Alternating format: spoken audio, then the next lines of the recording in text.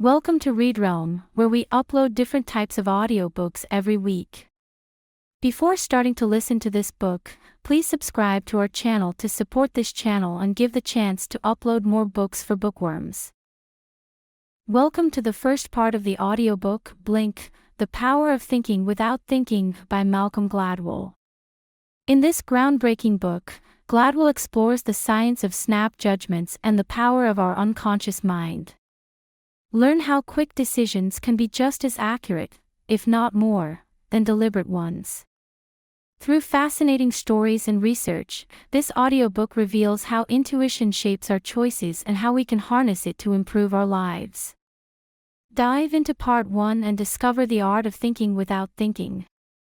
Introduction. The statue that didn't look right. In September of 1983, an art dealer by the name of Gianfranco Beccaina approached the J. Paul Getty Museum in California. He had in his possession, he said, a marble statue dating from the 6th century BC. It was what is known as a kuros, a sculpture of a nude male youth standing with his left leg forward and his arms at his sides. There are only about 200 kuroi in existence, and most have been recovered badly damaged or in fragments from grave sites or archaeological digs.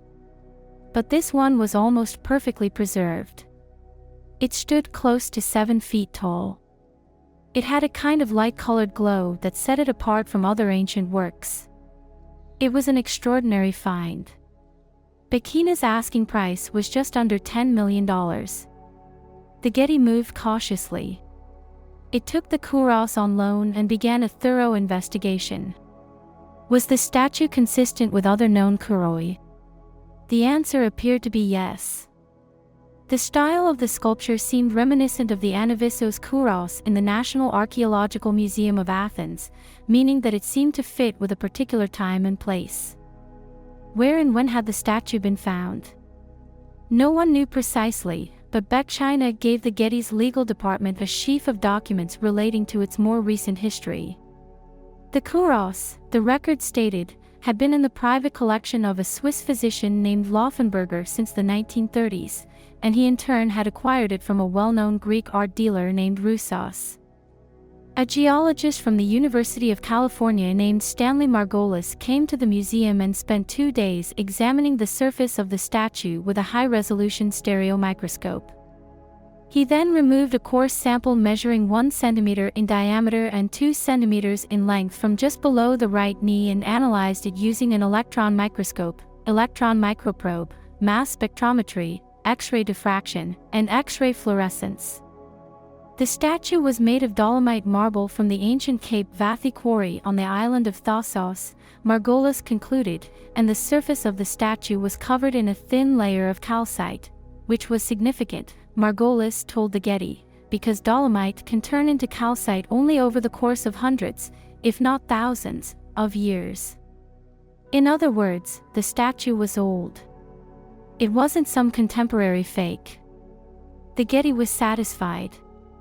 14 months after their investigation of the kuros began, they agreed to buy the statue. In the fall of 1986, it went on display for the first time. The New York Times marked the occasion with a front-page story. A few months later, the Getty's curator of antiquities, Marion True, wrote a long, glowing account of the museum's acquisition for the art journal The Burlington Magazine. Now standing erect without external support, his closed hands fixed firmly to his thighs, the kuros expresses the confident vitality that is characteristic of the best of his brothers. True concluded triumphantly, God or man, he embodies all the radiant energy of the adolescence of Western art. The kuros, however, had a problem. It didn't look right. The first to point this out was an Italian art historian named Federico Zeri, who served on the Getty's board of trustees. When Zeri was taken down to the museum's restoration studio to see the kuros in December of 1983, he found himself staring at the sculpture's fingernails. In a way he couldn't immediately articulate, they seemed wrong to him. Evelyn Harrison was next. She was one of the world's foremost experts on Greek sculpture, and she was in Los Angeles visiting the Getty just before the museum finalized the deal with Beck China. Arthur Houghton, who was then the curator, took us down to see it, Harrison remembers. He just swished a cloth off the top of it and said, "Well, it isn't ours yet, but it will be in a couple of weeks." And I said, "I'm sorry to hear that." What did Harrison see? She didn't know. In that very first moment, when Houghton swished off the cloth, all Harrison had was a hunch, an instinctive sense that something was amiss. A few months later, Houghton took Thomas Hoving, the former director of the Metropolitan Museum of Art in New York, down to the Getty's conservation studio to see the statue as well. Hoving always makes a note of the first word that goes through his head when he sees something new, and he'll never forget what that word was when he first saw the kuros. It was fresh. Hoving recalls. And fresh was not the right reaction to have to a 2,000-year-old statue. Later, thinking back on that moment, Hoving realized why that thought had popped into his mind. I had dug in Sicily, where we found bits and pieces of these things. They just don't come out looking like that. The kuros looked like it had been dipped in the very best cafe latte from Starbucks. Hoving turned to Houghton. "Have you paid for this?" Houghton, Hoving remembers, looked stunned. "If you have, try to get your money back," Hoving said. "If you haven't, don't." The Getty was getting worried, so they convened a special symposium on the kuros in Greece. They wrapped the statue up, shipped it to Athens, and invited the country's most senior sculpture experts. This time the chorus of dismay was even louder. Harrison, at one point, was standing next to a man named George Despinus, the head of the Acropolis Museum in Athens. He took one look at the kuros and blanched. "Anyone who has ever seen a sculpture coming out of the ground," he said to her, "could tell that that thing has never been in the ground." Georgios Dantis, head of the Archaeological Society in Athens, saw the statue and immediately felt cold. "When I saw the kuros for the first time," he said, "I felt as though there was a glass between me and the work." Dantis was followed in the symposium by Angelos Delavorius, director of the Benaki Museum in Athens. He spoke at length on the contradiction between the style of the sculpture and the fact that the marble from which it was carved came from Thasos. Then he got to the point. Why did he think it was a fake? Because when he first laid eyes on it, he said, he felt a wave of intuitive repulsion. By the time the symposium was over, the consensus among many of the attendees appeared to be that the kuros was not at all what it was supposed to be. The Getty, with its lawyers and scientists and months of painstaking investigation, had come to one conclusion, and some of the world's foremost experts in Greek sculpture, just by looking at the statue and sensing their own intuitive repulsion, had come to another. Who was right? For a time it wasn't clear. The kuros was the kind of thing that art experts argued about at conferences. But then, bit by bit, the Getty's case began to fall apart. The letters the Getty's lawyers used to carefully trace the kuros back to the Swiss physician Laufenberger, for instance, turned out to be fakes. One of the letters dated 1952 had a postal code on it that didn't exist until 20 years later.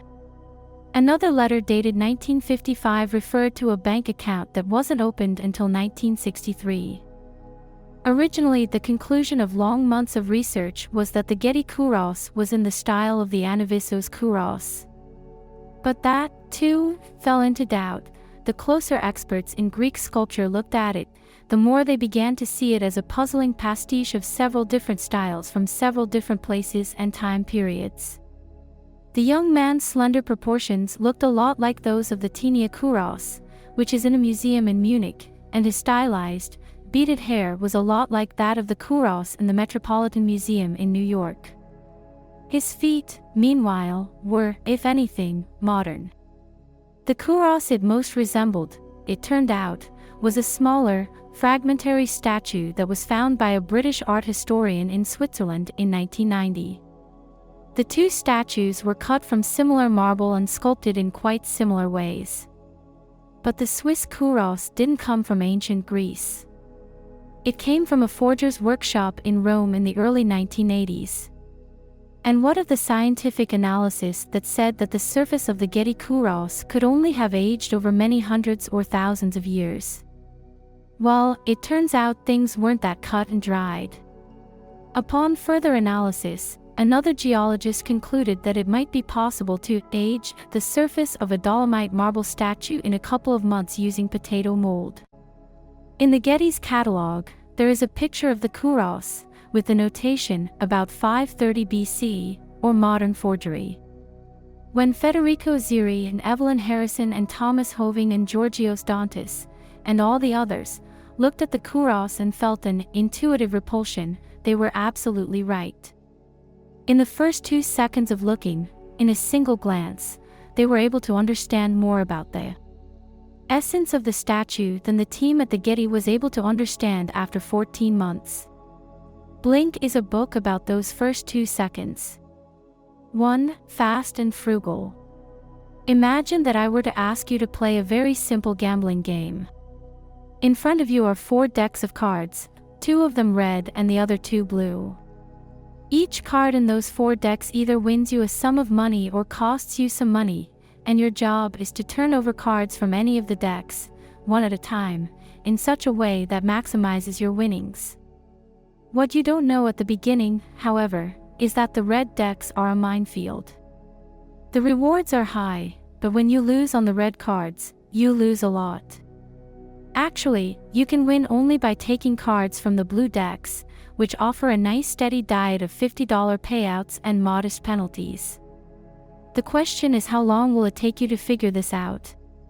A group of scientists at the University of Iowa did this experiment a few years ago, and what they found is that after we've turned over about 50 cards, most of us start to develop a hunch about what's going on. We don't know why we prefer the blue decks, but we're pretty sure at that point that they are a better bet. After turning over about 80 cards, most of us have figured out the game and can explain exactly why the first 2 decks are such a bad idea.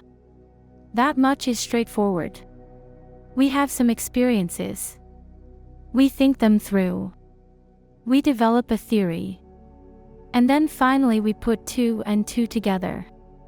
That's the way learning works.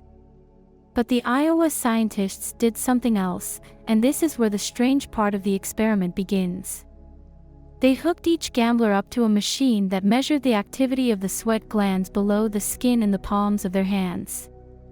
Like most of our sweat glands, those in our palms respond to stress as well as temperature, which is why we get clammy hands when we are nervous. What the Iowa scientists found is that gamblers started generating stress responses to the red decks by the 10th card, 40 cards before they were able to say that they had a hunch about what was wrong with those 2 decks. More important, right around the time their palms started sweating, their behavior began to change as well. They started favoring the blue cards and taking fewer and fewer cards from the red decks. In other words, the gamblers figured the game out before they realized they had figured the game out. They began making the necessary adjustments long before they were consciously aware of what adjustments they were supposed to be making. The Iowa experiment is just that, of course, a simple card game involving a handful of subjects and a stress detector. But it's a very powerful illustration of the way our minds work.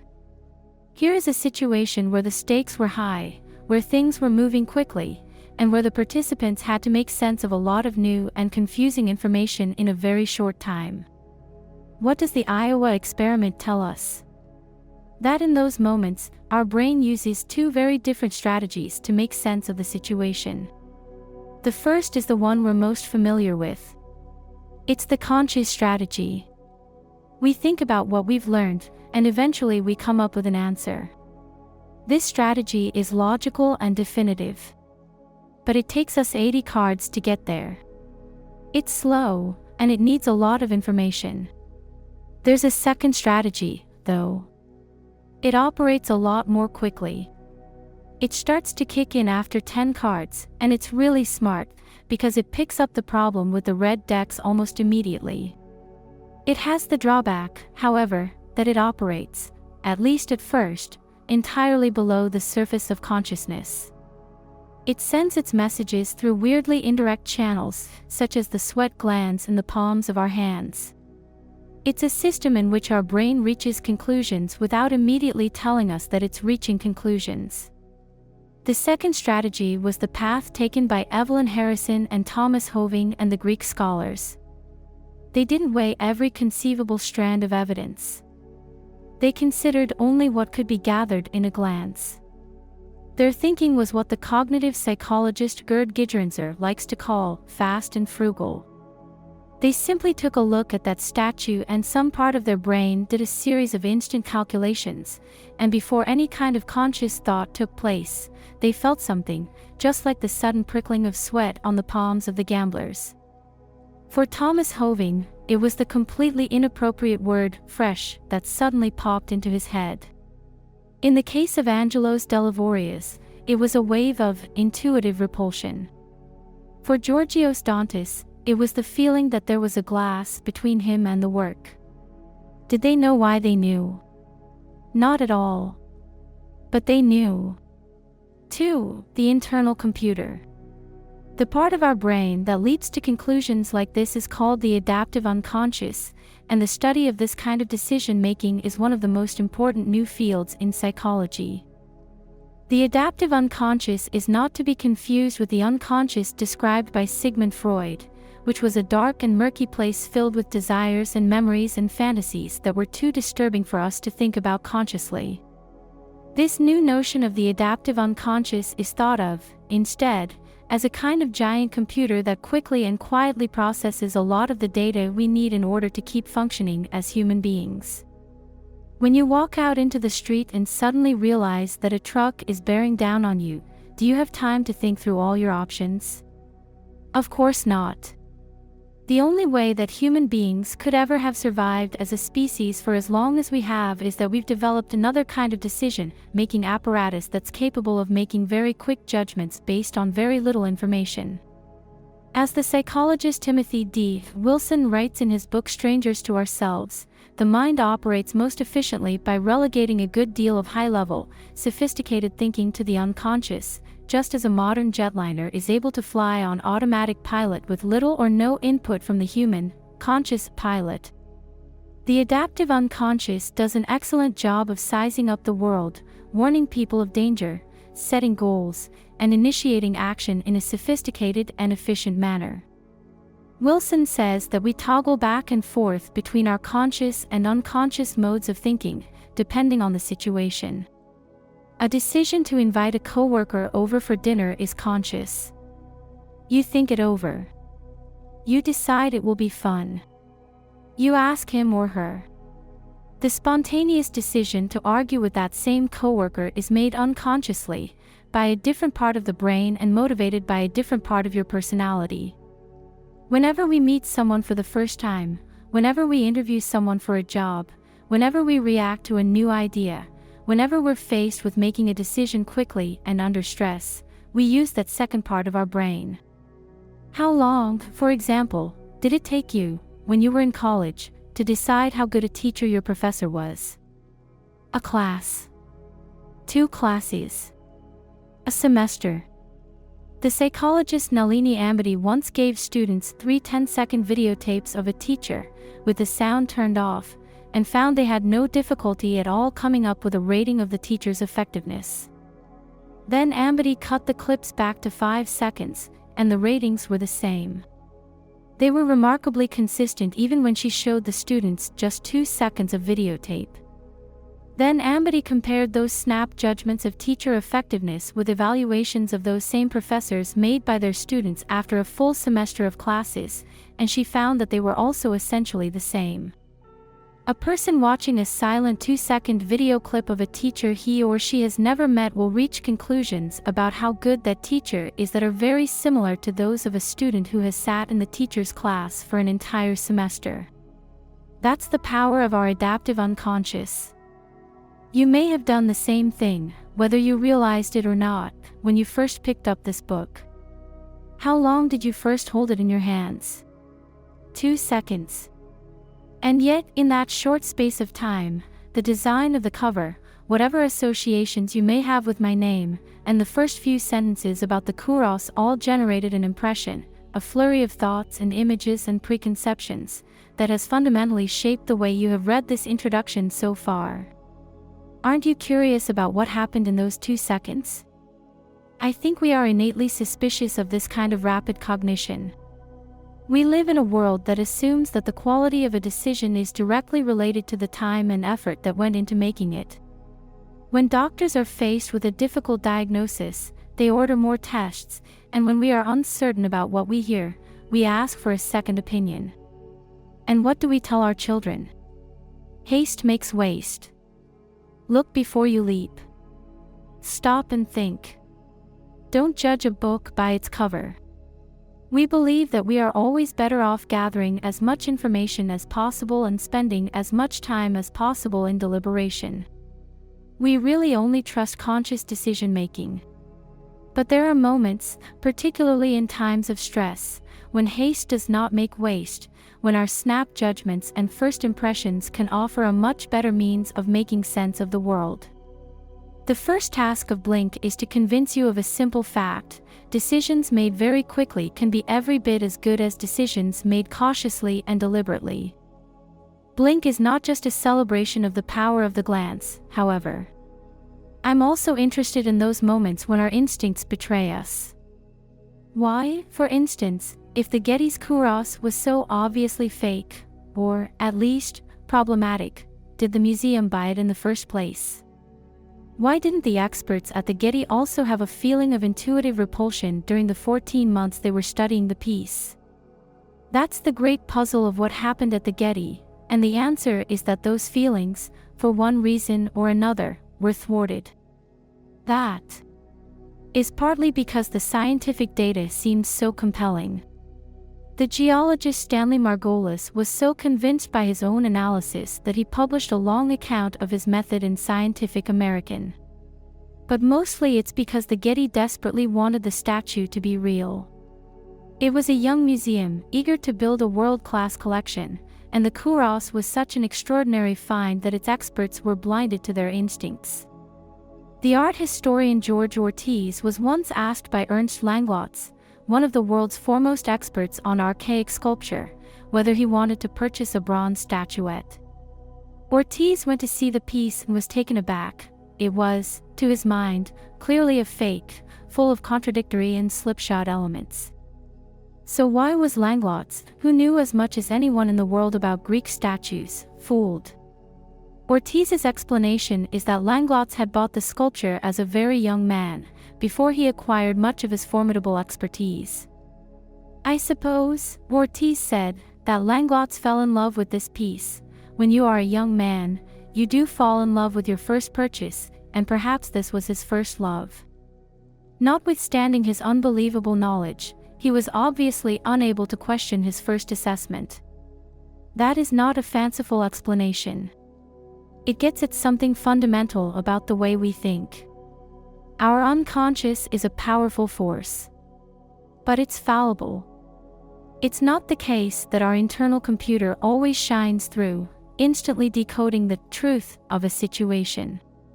It can be thrown off, distracted, and disabled. Our instinctive reactions often have to compete with all kinds of other interests and emotions and sentiments. So, when should we trust our instincts, and when should we be wary of them? Answering that question is the second task of Blink. When our powers of rapid cognition go awry, they go awry for a very specific and consistent set of reasons, and those reasons can be identified and understood. It is possible to learn when to listen to that powerful onboard computer and when to be wary of it. The third and most important task of this book is to convince you that our snap judgments and first impressions can be educated and controlled. I know that's hard to believe. Harrison and Hoving and the other art experts who looked at the Getty kuros had powerful and sophisticated reactions to the statue, but didn't they bubble up unbidden from their unconscious? Can that kind of mysterious reaction be controlled? The truth is that it can. Just as we can teach ourselves to think logically and deliberately, we can also teach ourselves to make better snap judgments. In Blink you'll meet doctors and generals and coaches and furniture designers and musicians and actors and car salesmen and countless others, all of whom are very good at what they do and all of whom owe their success, at least in part, to the steps they have taken to shape and manage and educate their unconscious reactions. The power of knowing, in that first 2 seconds, is not a gift given magically to a fortunate few. It is an ability that we can all cultivate for ourselves. 3. A different and better world. There are lots of books that tackle broad themes, that analyze the world from great remove. This is not one of them. Blink is concerned with the very smallest components of our everyday lives, the content and origin of those instantaneous impressions and conclusions that spontaneously arise whenever we meet a new person or confront a complex situation or have to make a decision under conditions of stress. When it comes to the task of understanding ourselves and our world, I think we pay too much attention to those grand themes and too little to the particulars of those fleeting moments. But what would happen if we took our instincts seriously? What if we stopped scanning the horizon with our binoculars and began instead examining our own decision-making and behavior through the most powerful of microscopes? I think that would change the way wars are fought, the kinds of products we see on the shelves, the kinds of movies that get made, the way police officers are trained, the way couples are counseled, the way job interviews are conducted, and on and on. And if we were to combine all of those little changes, we would end up with a different and better world. I believe, and I hope that by the end of this book you will believe it as well, that the task of making sense of ourselves and our behavior requires that we acknowledge there can be as much value in the blink of an eye as in months of rational analysis. I always considered scientific opinion more objective than aesthetic judgments, the Getty's curator of antiquities Marion Truex said when the truth about the kuros finally emerged. Now I realize I was wrong. 1. The theory of thin slices, how a little bit of knowledge goes a long way. Some years ago, a young couple came to the University of Washington to visit the laboratory of a psychologist named John Gottman. They were in their 20s, blonde and blue-eyed with stylishly tousled haircuts and funky glasses. Later, some of the people who worked in the lab would say they were the kind of couple that is easy to like, intelligent and attractive and funny in a droll, ironic kind of way, and that much is immediately obvious from the videotape Gottman made of their visit. The husband, whom I'll call Bill, had an endearingly playful manner. His wife, Susan, had a sharp, deadpan wit. They were led into a small room on the second floor of the nondescript 2-story building that housed Gottman's operations, and they sat down about 5 feet apart on 2 office chairs mounted on raised platforms. They both had electrodes and sensors clipped to their fingers and ears, which measured things like their heart rate, how much they were sweating, and the temperature of their skin. Under their chairs, a gigolometer on the platform measured how much each of them moved around. 2 video cameras, one aimed at each person, recorded everything they said and did. For 15 minutes, they were left alone with the cameras rolling, with instructions to discuss any topic from their marriage that had become a point of contention. For Bill and Sue it was their dog. They lived in a small apartment and had just gotten a very large puppy. Bill didn't like the dog, Sue did. For 15 minutes, they discussed what they ought to do about it. The videotape of Bill and Sue's discussion seems, at least at first, to be a random sample of a very ordinary kind of conversation that couples have all the time. No one gets angry. There are no scenes, no breakdowns, no epiphanies. "I'm just not a dog person," is how Bill starts things off, in a perfectly reasonable tone of voice. He complains a little bit, but about the dog, not about Susan.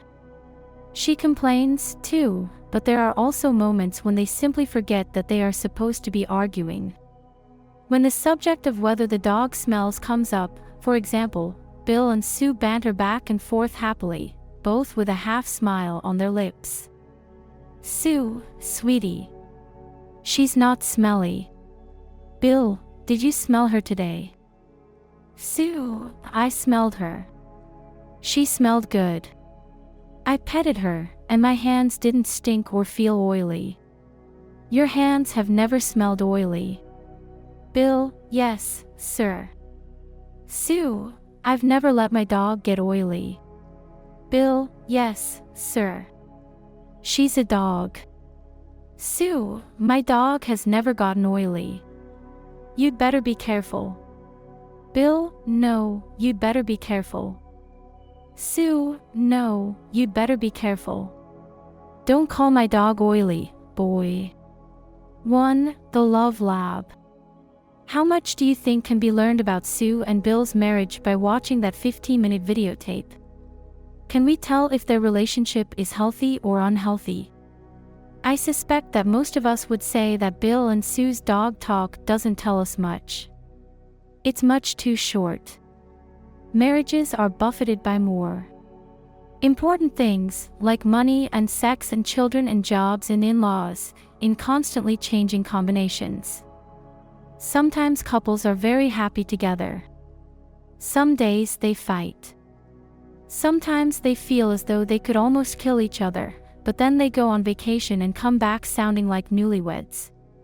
In order to know a couple, we feel as though we have to observe them over many weeks and months and see them in every state: happy, tired, angry, irritated, delighted, having a nervous breakdown, and so on, and not just in the relaxed and chatty mode that Bill and Sue seem to be in. To make an accurate prediction about something as serious as the future of a marriage, indeed, to make a prediction of any sort, it seems that we would have to gather a lot of information and in as many different contexts as possible. But John Gottman has proven that we don't have to do that at all. Since the 1980s, Gottman has brought more than 3,000 married couples, just like Bill and Sue, into that small room in his Love Lab near the University of Washington campus. Each couple has been videotaped, and the results have been analyzed according to something Gottman dubbed SPAF, for specific effect, a coding system that has 20 separate categories corresponding to every conceivable emotion that a married couple might express during a conversation. Disgust, for example, is 1, contempt is 2, anger is 7, defensiveness is 10. Whining is 11, sadness is 12, stonewalling is 13, neutral is 14, and so on. Gottman has taught his staff how to read every emotional nuance in people's facial expressions and how to interpret seemingly ambiguous bits of dialogue. When they watch a marriage videotape, they assign a SPAF code to every second of the couple's interaction, so that a 15-minute conflict discussion ends up being translated into a row of 1,800 numbers, 900 for the husband and 900 for the wife.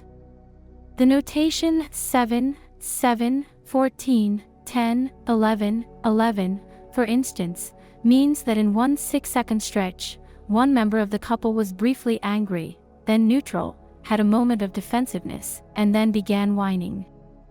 Then the data from the electrodes and sensors is factored in, so that the coders know, for example, when the husband's or the wife's heart was pounding, or when his or her temperature was rising, or when either of them was jiggling in his or her seat, and all of that information is fed into a complex equation. On the basis of those calculations, Gottman has proven something remarkable. If he analyzes an hour of a husband and wife talking, he can predict with 95% accuracy whether that couple will still be married 15 years later. If he watches a couple for 15 minutes, his success rate is around 90%. Recently, a professor who works with Gottman named Sybil Carrere, who was playing around with some of the videotapes, trying to design a new study, discovered that if they looked at only 3 minutes of a couple talking, they could still predict with fairly impressive accuracy who was going to get divorced and who was going to make it. The truth of a marriage can be understood in a much shorter time than anyone ever imagined. John Gottman is a middle-aged man with owl-like eyes, silvery hair, and a neatly trimmed beard. He is short and very charming, and when he talks about something that excites him, which is nearly all the time, his eyes light up and open even wider. During the Vietnam War, he was a conscientious objector, and there is still something of the 60s hippie about him, like the Mao cap he sometimes wears over his braided yarmulke. He is a psychologist by training, but he also studied mathematics at MIT, and the rigor and precision of mathematics clearly moves him as much as anything else. When I met Gottman, he had just published his most ambitious book, a dense 500-page treatise called The Mathematics of Divorce, and he attempted to give me a sense of his argument, scribbling equations and impromptu graphs on a paper napkin until my head began to swim. Gottman may seem to be an odd example in a book about the thoughts and decisions that bubble up from our unconscious. There's nothing instinctive about his approach. He's not making snap judgments. He's sitting down with his computer and painstakingly analyzing videotapes, second by second. His work is a classic example of conscious and deliberate thinking. But Gottman, it turns out, can teach us a great deal about a critical part of rapid cognition known as thin slicing. Thin slicing refers to the ability of our unconscious to find patterns in situations and behavior based on very narrow slices of experience. When Evelyn Harrison looked at the kuros and blurted out, "I'm sorry to hear that," she was thin slicing. So were the Iowa gamblers when they had a stress reaction to the red decks after just 10 cards. Thin slicing is part of what makes the unconscious so dazzling. But it's also what we find most problematic about rapid cognition. How is it possible to gather the necessary information for a sophisticated judgment in such a short time? The answer is that when our unconscious engages in thin slicing, what we are doing is an automated, accelerated unconscious version of what Gottman does with his videotapes and equations. Can a marriage really be understood in one sitting? Yes, it can, and so can lots of other seemingly complex situations. What Gottman has done is to show us how. 2. Marriage and Morse code. I watched the videotape of Bill and Sue with Amber Tabares, a graduate student in Gottman's lab who is a trained SPAF coder.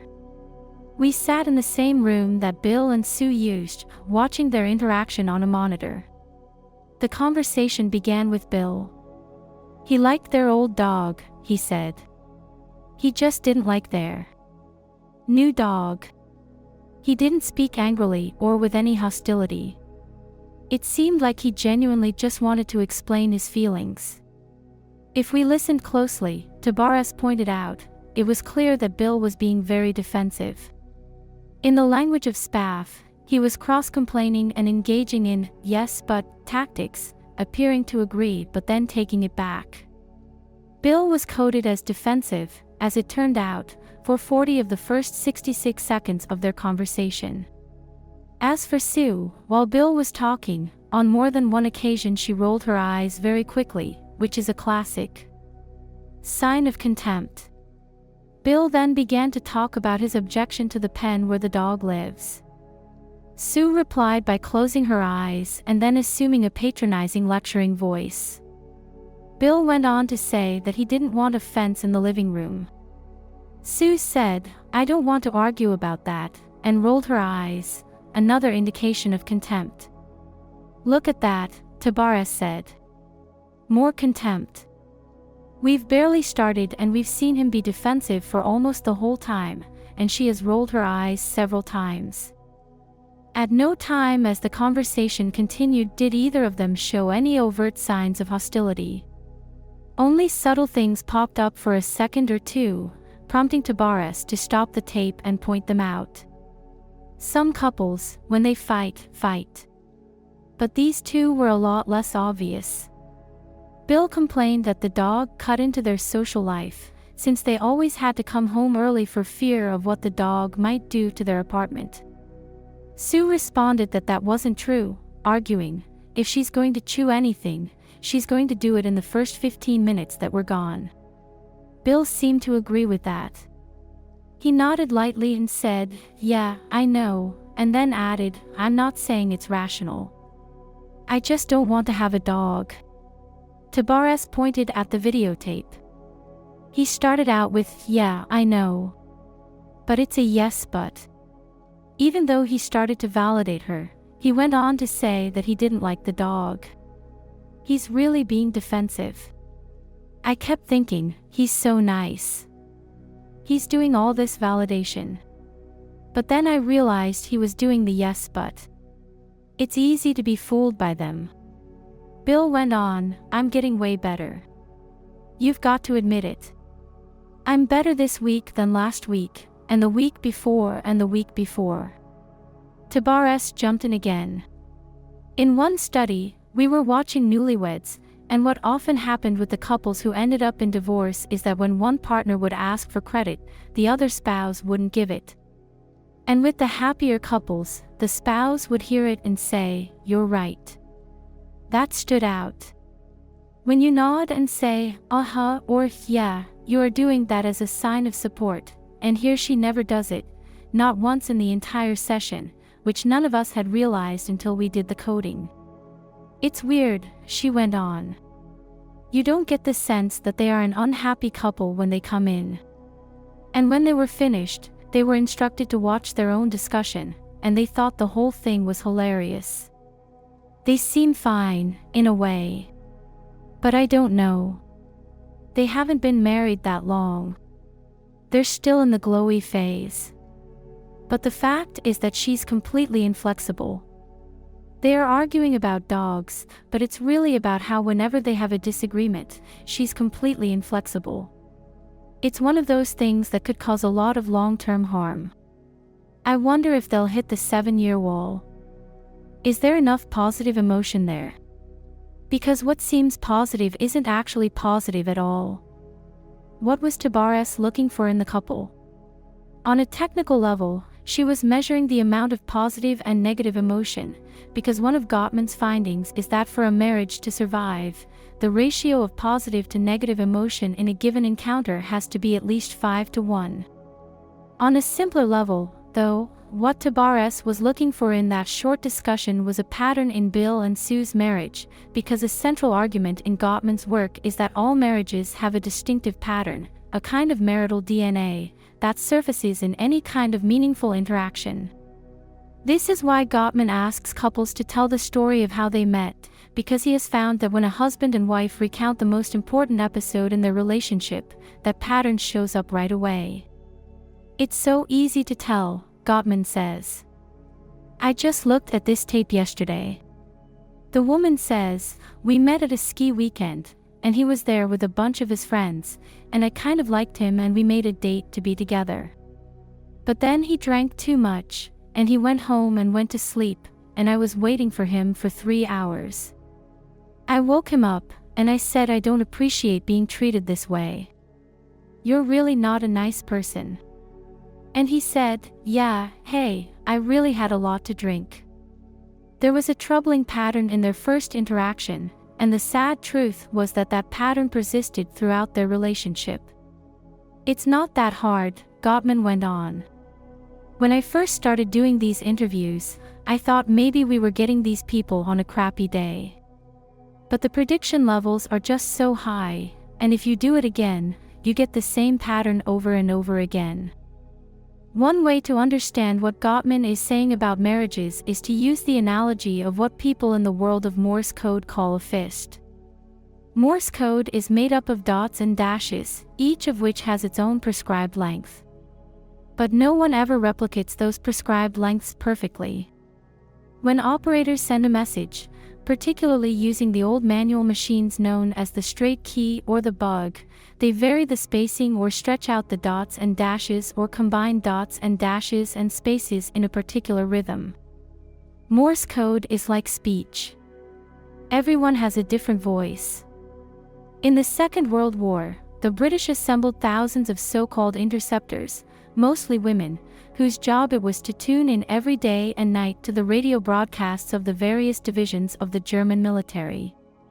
The Germans were, of course, broadcasting in code, so, at least in the early part of the war, the British couldn't understand what was being said. But that didn't necessarily matter, because before long, just by listening to the cadence of the transmission, the interceptors began to pick up on the individual fists of the German operators, and by doing so, they knew something nearly as important, which was who was doing the sending. If you listened to the same call signs over a certain period, you would begin to recognize that there were, say, 3 or 4 different operators in that unit, working on a shift system, each with its own characteristics, says Nigel West, a British military historian. And invariably, quite apart from the text, there would be the preambles, and the illicit exchanges. How are you today? How's the girlfriend? What's the weather like in Munich? So you fill out a little card, on which you write down all that kind of information, and pretty soon you have a kind of relationship with that person. The interceptors came up with descriptions of the fists and styles of the operators they were following. They assigned them names and assembled elaborate profiles of their personalities. After they identified the person who was sending the message, the interceptors would then locate their signal. So now they knew something more. They knew who was where. West goes on, the interceptors had such a good handle on the transmitting characteristics of the German radio operators that they could literally follow them around Europe, wherever they were. That was extraordinarily valuable in constructing an order of battle, which is a diagram of what the individual military units in the field are doing and what their location is. If a particular radio operator was with a particular unit and transmitting from Florence, and then 3 weeks later you recognized that same operator, only this time he was in Linz, then you could assume that that particular unit had moved from northern Italy to the Eastern Front. Or you would know that a particular operator was with a tank repair unit and he always came up on the air every day at 12 o'clock. But now, after a big battle, he's coming up at 12, 4 in the afternoon, and 7 in the evening, so you can assume that unit has a lot of work going on. And in a moment of crisis, when someone very high up asks, can you really be absolutely certain that this particular Luftwaffe Fliegerkorps, German Air Force Squadron, is outside of Tobruk and not in Italy? You can answer, yes, that was Oscar, we are absolutely sure. The key thing about fists is that they emerge naturally. Radio operators don't deliberately try to sound distinctive. They simply end up sounding distinctive, because some part of their personality appears to express itself automatically and unconsciously in the way they work the Morse code keys. The other thing about a fist is that it reveals itself in even the smallest sample of Morse code.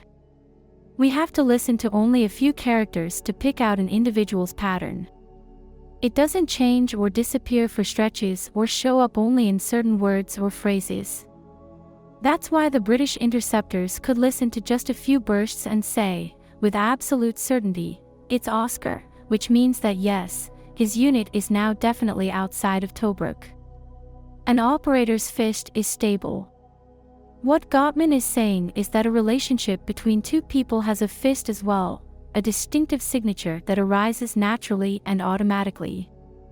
That is why a marriage can be read and decoded so easily, because some key part of human activity, whether it is something as simple as pounding out a Morse code message or as complex as being married to someone, has an identifiable and stable pattern. Predicting divorce, like tracking Morse code operators, is pattern recognition. People are in one of two states in a relationship, Gottman went on. The first is what I call positive sentiment override, where positive emotion overrides irritability. It's like a buffer. Their spouse will do something bad, and they'll say, oh, he's just in a crummy mood. Or they can be in negative sentiment override, so that even a relatively neutral thing that a partner says gets perceived as negative. In the negative sentiment override state, people draw lasting conclusions about each other. If their spouse does something positive, it's a selfish person doing a positive thing. It's really hard to change those states, and those states determine whether when one party tries to repair things, the other party sees that as repair or hostile manipulation.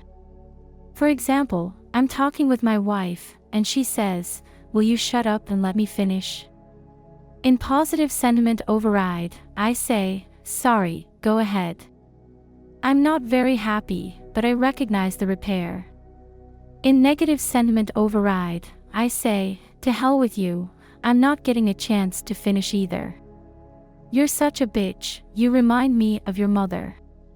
As he was talking, Gottman drew a graph on a piece of paper that looked a lot like a chart of the ups and downs of the stock market over the course of a typical day. What he does, he explains, is track the ups and downs of a couple's level of positive and negative emotion, and he's found that it doesn't take very long to figure out which way the line on the graph is going. "Some go up, some go down," he says. But once they start going down, toward negative emotion, 94% will continue going down. They start on a bad course and they can't correct it. I don't think of this as just a slice in time. It's an indication of how they view their whole relationship. 3. The importance of contempt. Let's dig a little deeper into the secret of Gottman's success rate. Gottman has discovered that marriages have distinctive signatures, and we can find that signature by collecting very detailed emotional information from the interaction of a couple. But there's something else that is very interesting about Gottman's system, and that is the way in which he manages to simplify the task of prediction. I hadn't realized how much of an issue this was until I tried thin slicing couples myself. I got one of Gottman's tapes, which had on it 10 3-minute clips of different couples talking. Half the couples, I was told, split up at some point in the 15 years after their discussion was filmed. Half were still together. Could I guess which was which? I was pretty confident I could. But I was wrong. I was terrible at it. I answered 5 correctly, which is to say that I would have done just as well by flipping a coin. My difficulty arose from the fact that the clips were utterly overwhelming. The husband would say something guarded. The wife would respond quietly. Some fleeting emotion would flash across her face. He would start to say something and then stop. She would scowl. He would laugh. Someone would mutter something. Someone would frown. I would rewind the tape and look at it again, and I would get still more information. I'd see a little trace of a smile, or I'd pick up on a slight change in tone. It was all too much. In my head, I was frantically trying to determine the ratios of positive emotion to negative emotion. But what counted as positive, and what counted as negative? I knew from Susan and Bill that a lot of what looked positive was actually negative. And I also knew that there were no fewer than 20 separate emotional states on the SPAF chart. Have you ever tried to keep track of 20 different emotions simultaneously? Now, granted, I'm not a marriage counselor. But that same tape has been given to almost 200 marital therapists, marital researchers, pastoral counselors, and graduate students in clinical psychology, as well as newlyweds, people who were recently divorced, and people who have been happily married for a long time. In other words, almost 200 people who know a good deal more about marriage than I do, and none of them was any better than I was. The group as a whole guessed right 53.8% of the time, which is just above chance. The fact that there was a pattern didn't much matter. There were so many other things going on so quickly in those 3 minutes that we couldn't find the pattern. Gottman, however, doesn't have this problem. He's gotten so good at thin slicing marriages that he says he can be in a restaurant and eavesdrop on the couple one table over and get a pretty good sense of whether they need to start thinking about hiring lawyers and dividing up custody of the children. How does he do it? He has figured out that he doesn't need to pay attention to everything that happens. I was overwhelmed by the task of counting negativity, because everywhere I looked, I saw negative emotions. Gottman is far more selective. He has found that he can find out much of what he needs to know just by focusing on what he calls the 4 horsemen: defensiveness, stonewalling, criticism, and contempt. Even within the 4 horsemen, in fact, there is one emotion that he considers the most important of all: contempt. If Gottman observes one or both partners in a marriage showing contempt toward the other, he considers it the single most important sign that the marriage is in trouble. You would think that criticism would be the worst, Gottman says, because criticism is a global condemnation of a person's character. Yet contempt is qualitatively different from criticism. With criticism, I might say to my wife, "You never listen, you are really selfish and insensitive." Well, she's going to respond defensively to that. That's not very good for our problem solving and interaction. But if I speak from a superior plane, that's far more damaging, and contempt is any statement made from a higher level. A lot of the time it's an insult. "You are a bitch. You're scum." It's trying to put that person on a lower plane than you. It's hierarchical. Gottman has found, in fact, that the presence of contempt in a marriage can even predict such things as how many colds a husband or a wife gets. In other words, having someone you love express contempt toward you is so stressful that it begins to affect the functioning of your immune system. Contempt is closely related to disgust, and what disgust and contempt are about is completely rejecting and excluding someone from the community. The big gender difference with negative emotions is that women are more critical, and men are more likely to stonewall. We find that women start talking about a problem, the men get irritated and turn away, and the women get more critical, and it becomes a circle. But there isn't any gender difference when it comes to contempt. Not at all. Contempt is special. If you can measure contempt, then all of a sudden you don't need to know every detail of the couple's relationship. I think that this is the way that our unconscious works. When we leap to a decision or have a hunch, our unconscious is doing what John Gottman does. It's sifting through the situation in front of us, throwing out all that is irrelevant while we zero in on what really matters. And the truth is that our unconscious is really good at this, to the point where thin slicing often delivers a better answer than more deliberate and exhaustive ways of thinking. 4. The secrets of the bedroom. Imagine that you are considering me for a job. You've seen my resume and think I have the necessary credentials. But you want to know whether I am the right fit for your organization. Am I a hard worker? Am I honest? Am I open to new ideas? In order to answer those questions about my personality, your boss gives you two options. The first is to meet with me twice a week for a year, to have lunch or dinner or go to a movie with me, to the point where you become one of my closest friends. Your boss is quite demanding. The second option is to drop by my house when I'm not there and spend half an hour or so looking around. Which would you choose? The seemingly obvious answer is that you should take the first option, the thick slice. The more time you spend with me and the more information you gather, the better off you are. Right? I hope by now that you are at least a little bit skeptical of that approach. Sure enough, as the psychologist Samuel Gosling has shown, judging people's personalities is a really good example of how surprisingly effective thin slicing can be. Gosling began his experiment by doing a personality workup on 80 college students. For this, he used what is called the Big Five inventory, a highly respected, multi-item questionnaire that measures people across 5 dimensions. 1. Extroversion.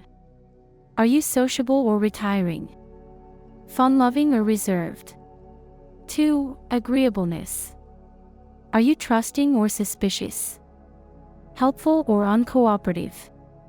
3. Conscientiousness. Are you organized or disorganized? Self-disciplined or weak-willed? 4. Emotional stability. Are you worried or calm? Insecure or secure? 5. Openness to new experiences. Are you imaginative or down to earth? Independent or conforming? Then Gosling had close friends of those 80 students fill out the same questionnaire.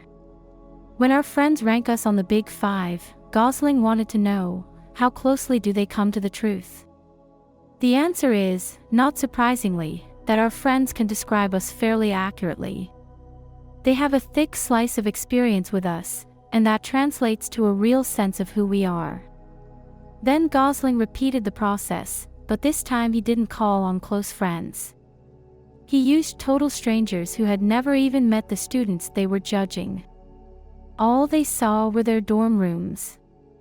He gave his raters clipboards and told them they had 15 minutes to look around and answer a series of very basic questions about the occupant of the room. On a scale of 1 to 5, does the inhabitant of this room seem to be the kind of person who is talkative? Tends to find fault with others? Does a thorough job? Is original? Is reserved? Is helpful and unselfish with others? And so on. I was trying to study everyday impressions, Gosling says. So I was quite careful not to tell my subjects what to do. I just said, here is your questionnaire. Go into the room and drink it in. I was just trying to look at intuitive judgment processes. How did they do? The dorm room observers weren't nearly as good as friends in measuring extroversion. If you want to know how animated and talkative and outgoing someone is, clearly, you have to meet him or her in person. The friends also did slightly better than the dorm room visitors at accurately estimating agreeableness, how helpful and trusting someone is. I think that also makes sense. But on the remaining 3 traits of the Big Five, the strangers with the clipboards came out on top. They were more accurate at measuring conscientiousness, and they were much more accurate at predicting both the students' emotional stability and their openness to new experiences. On balance, then, the strangers ended up doing a much better job. What this suggests is that it is quite possible for people who have never met us and who have spent only 20 minutes thinking about us to come to a better understanding of who we are than people who have known us for years. Forget the endless, getting to know, meetings and lunches, then. If you want to get a good idea of whether I'd make a good employee, drop by my house one day and take a look around. If you are like most people, I imagine that you find Gosling's conclusions quite incredible. But the truth is that they shouldn't be, not after the lessons of John Gottman. This is just another example of thin slicing. The observers were looking at the students' most personal belongings, and our personal belongings contain a wealth of very telling information. Gosling says, for example, that a person's bedroom gives 3 kinds of clues to his or her personality. There are, first of all, identity claims, which are deliberate expressions about how we would like to be seen by the world, a framed copy of a magna cum laude degree from Harvard, for example. Then there is behavioral residue, which is defined as the inadvertent clues we leave behind, dirty laundry on the floor, for instance, or an alphabetized CD collection. Finally, there are thoughts and feelings regulators, which are changes we make to our most personal spaces to affect the way we feel when we inhabit them. A scented candle in the corner, for example, or a pile of artfully placed decorative pillows on the bed. If you see alphabetized CDs, a Harvard diploma on the wall, incense on a side table, and laundry neatly stacked in a hamper, you know certain aspects about that individual's personality instantly, in a way that you may not be able to grasp if all you ever do is spend time with him or her directly. Anyone who has ever scanned the bookshelves of a new girlfriend or boyfriend, or peeked inside his or her medicine cabinet, understands this implicitly. You can learn as much, or more, from one glance at a private space as you can from hours of exposure to a public face. Just as important, though, is the information you don't have when you look through someone's belongings.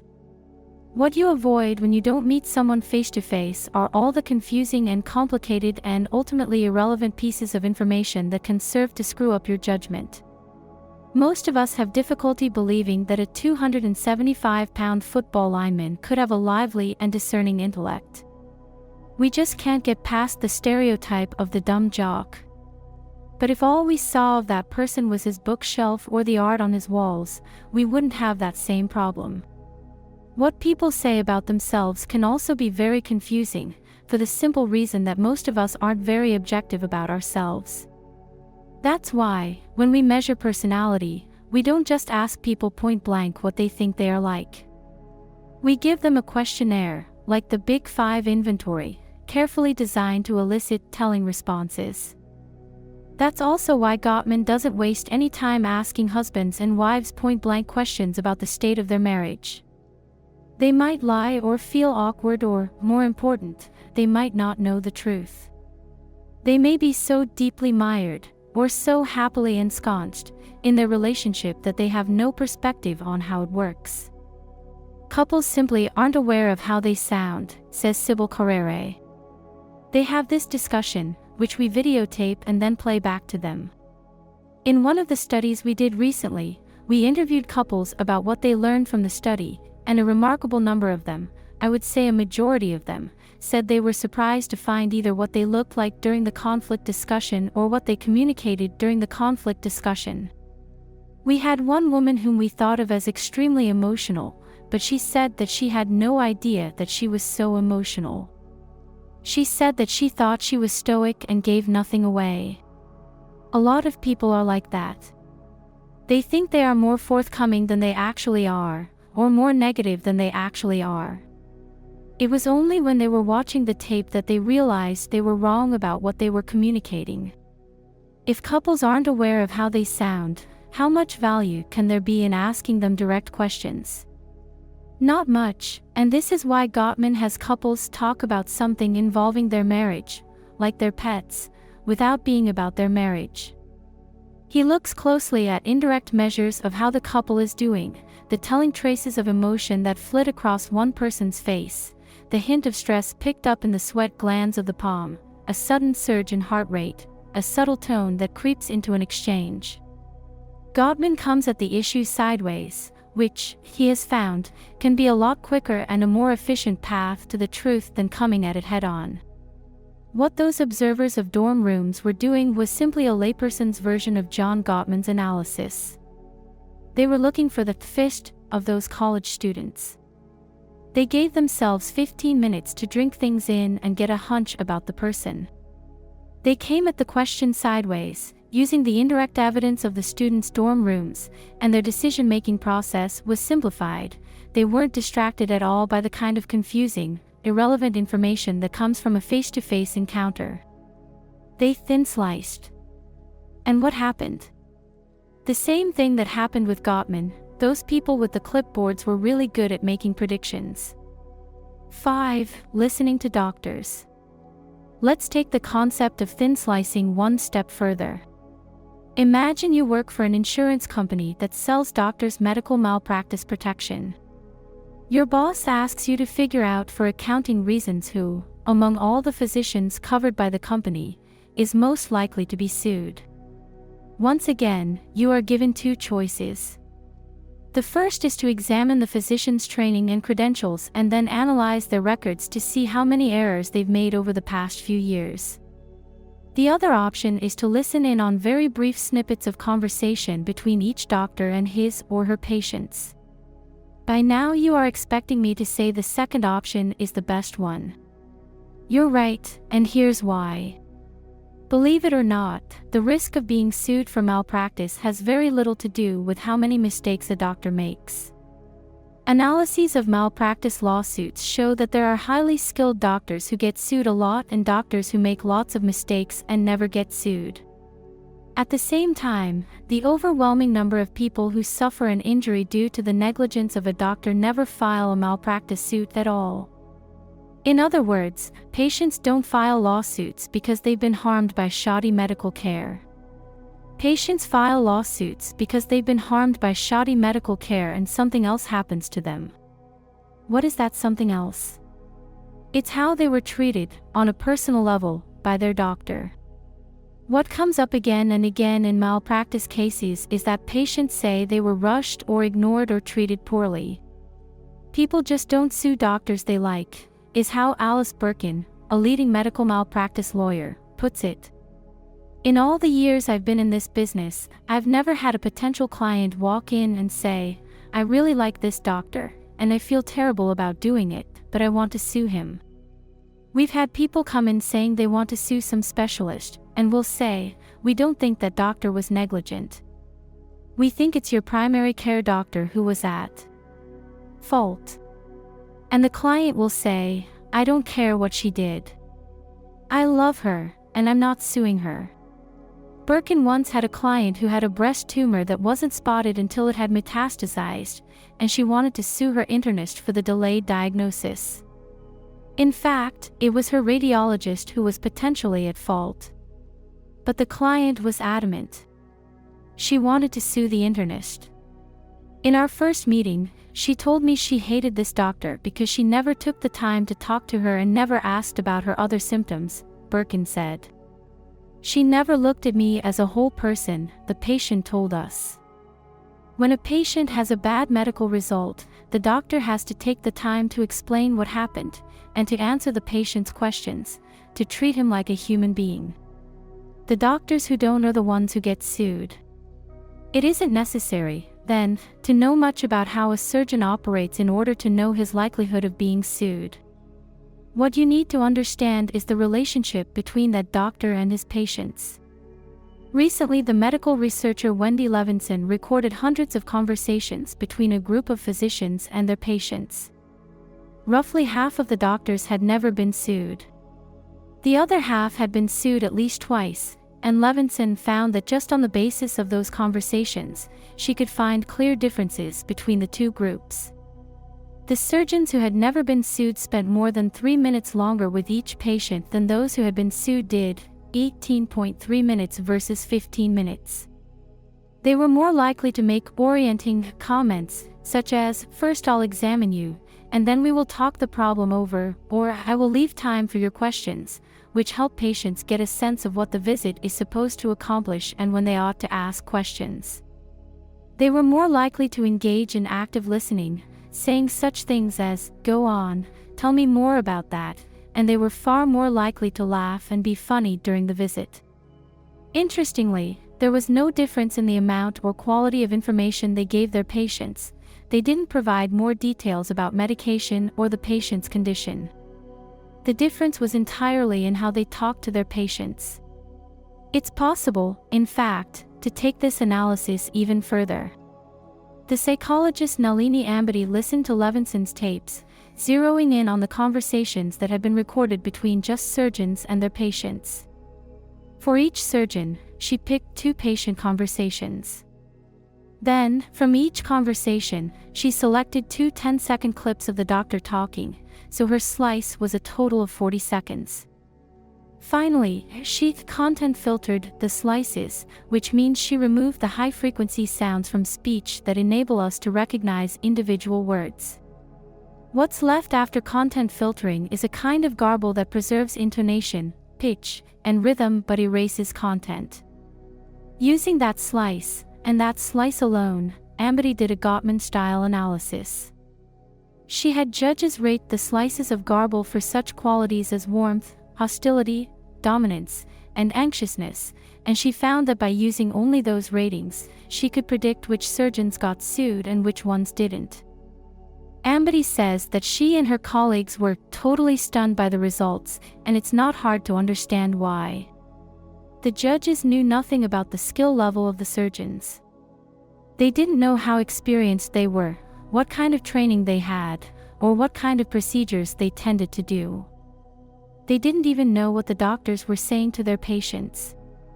All they were using for their prediction was their analysis of the surgeon's tone of voice. In fact, it was even more basic than that. If the surgeon's voice was judged to sound dominant, the surgeon tended to be in the sued group. If the voice sounded less dominant and more concerned, the surgeon tended to be in the non-sued group. Could there be a thinner slice? Malpractice sounds like one of those infinitely complicated and multidimensional problems. But in the end, it comes down to a matter of respect, and the simplest way that respect is communicated is through tone of voice, and the most corrosive tone of voice that a doctor can assume is a dominant tone. Did Ambady need to sample the entire history of a patient and doctor to pick up on that tone? No, because a medical consultation is a lot like one of Gottman's conflict discussions or a student's dorm room. It's one of those situations where the signature comes through loud and clear.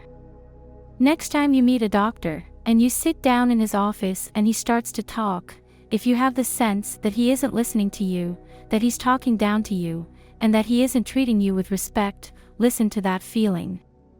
You have thin-sliced him and found him wanting. 6. The power of the glance. Thin slicing is not an exotic gift. It is a central part of what it means to be human. We thin slice whenever we meet a new person or have to make sense of something quickly or encounter a novel situation.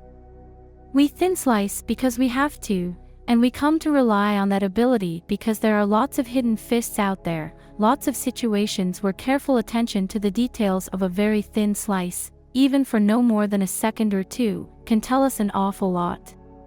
It is striking, for instance, how many different professions and disciplines have a word to describe the particular gift of reading deeply into the narrowest slivers of experience. In basketball, the player who can take in and comprehend all that is happening around him or her is said to have court sense. In the military, brilliant generals are said to possess coup d'oeil, which, translated from the French, means a power of the glance, the ability to immediately see and make sense of the battlefield. Napoleon had coup d'oeil. So did Patton. The ornithologist David Sibley says that in Cape May, New Jersey, he once spotted a bird in flight from 200 yards away and knew, instantly, that it was a ruff, a rare sandpiper. He had never seen a ruff in flight before, nor was the moment long enough for him to make a careful identification. But he was able to capture what birdwatchers call the bird's gist, its essence, and that was enough. Most of bird identification is based on a sort of subjective impression, the way a bird moves and little instantaneous appearances at different angles and sequences of different appearances, and as it turns its head and as it flies and as it turns around, you see sequences of different shapes and angles, Sibley says. All that combines to create a unique impression of a bird that can't really be taken apart and described in words. When it comes down to being in the field and looking at a bird, you don't take the time to analyze it and say it shows this, and this, therefore it must be this species. It's more natural and instinctive. After a lot of practice, you look at the bird, and it triggers little switches in your brain. It looks right. You know what it is at a glance. The Hollywood producer Brian Grazer, who has produced many of the biggest hit movies of the past 20 years, uses almost exactly the same language to describe the first time he met the actor Tom Hanks. It was in 1983. Hanks was then a virtual unknown. All he had done was the now, justly, forgotten TV show called Bosom Buddies. He came in and read for the movie Splash, and right there, in the moment, I can tell you just what I saw, Grazer says. In that first instant, he knew Hanks was special. We read hundreds of people for that part, and other people were funnier than him. But they weren't as likable as him. I felt like I could live inside of him. I felt like his problems were problems I could relate to. You know, in order to make somebody laugh, you have to be interesting, and in order to be interesting, you have to do things that are mean. Comedy comes out of anger, and interesting comes out of angry, otherwise there is no conflict. But he was able to be mean and you forgave him, and you have to be able to forgive somebody, because at the end of the day, you still have to be with him, even after he's dumped the girl or made some choices that you don't agree with. All of this wasn't thought out in words at the time. It was an intuitive conclusion that only later I could deconstruct. My guess is that many of you have the same impression of Tom Hanks. If I asked you what he was like, you would say that he is decent and trustworthy and down-to-earth and funny. But you don't know him. You're not friends with him.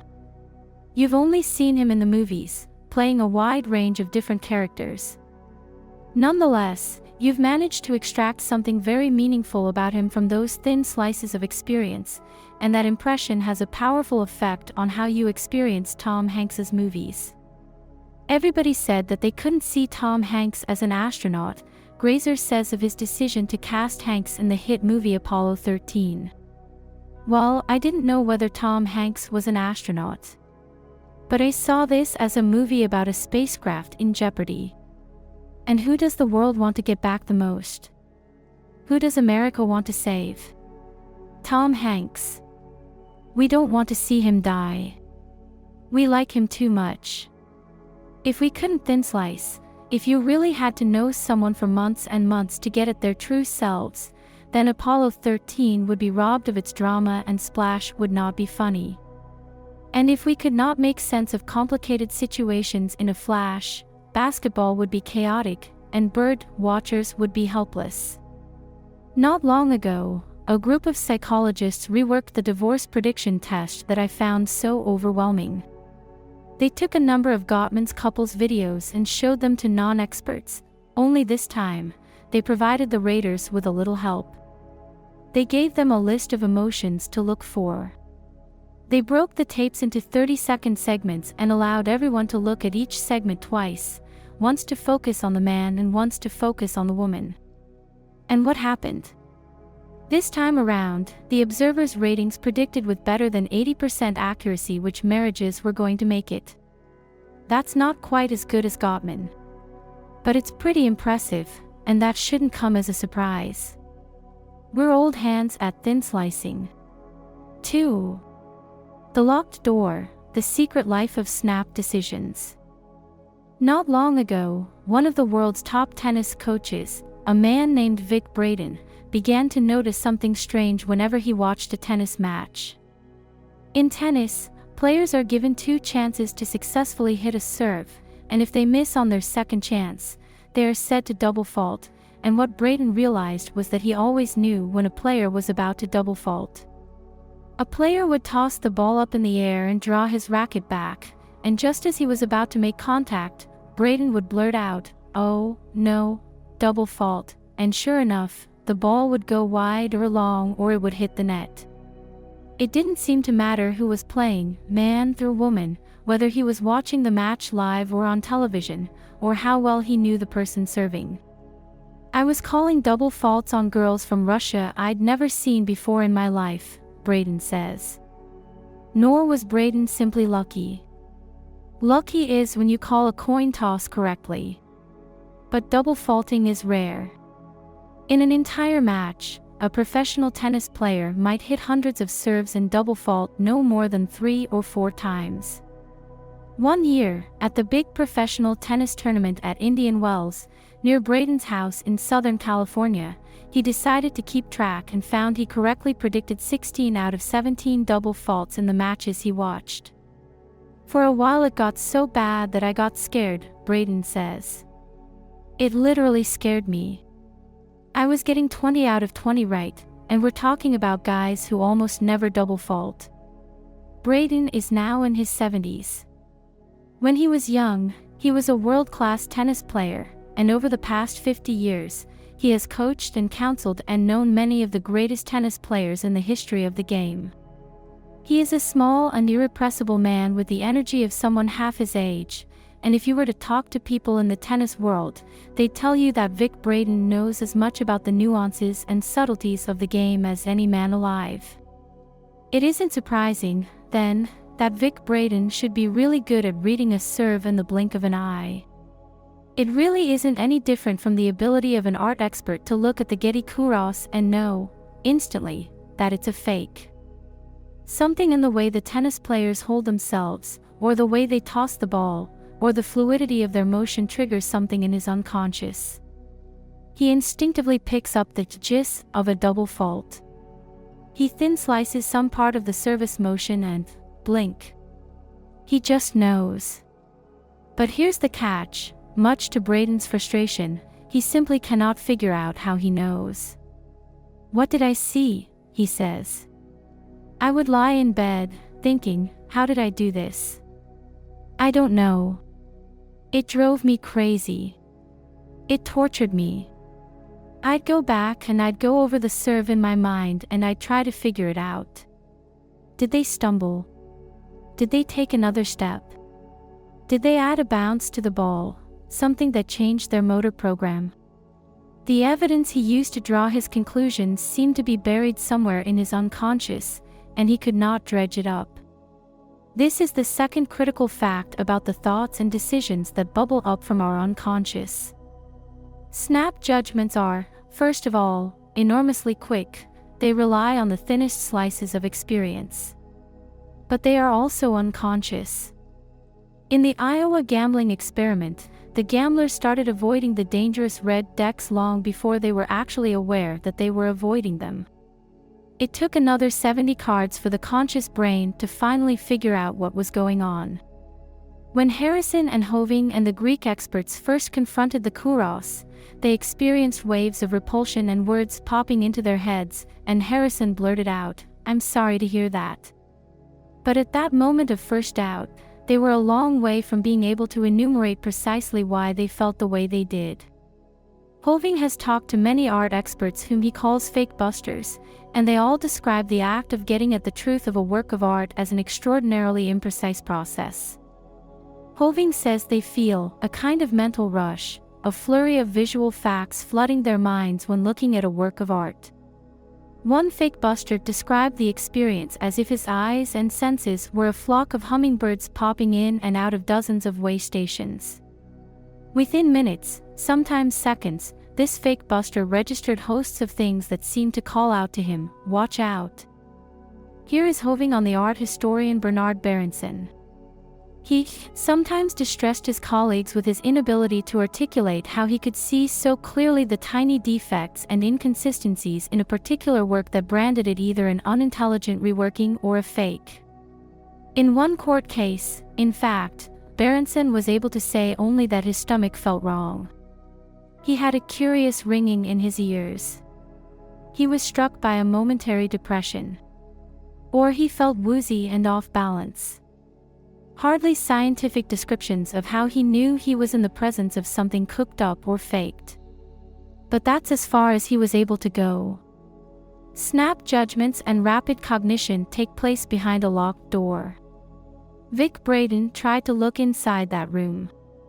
He stayed up at night, trying to figure out what it is in the delivery of a tennis serve that primes his judgment. But he couldn't. I don't think we are very good at dealing with the fact of that locked door. It's one thing to acknowledge the enormous power of snap judgments and thin slices, but quite another to place our trust in something so seemingly mysterious.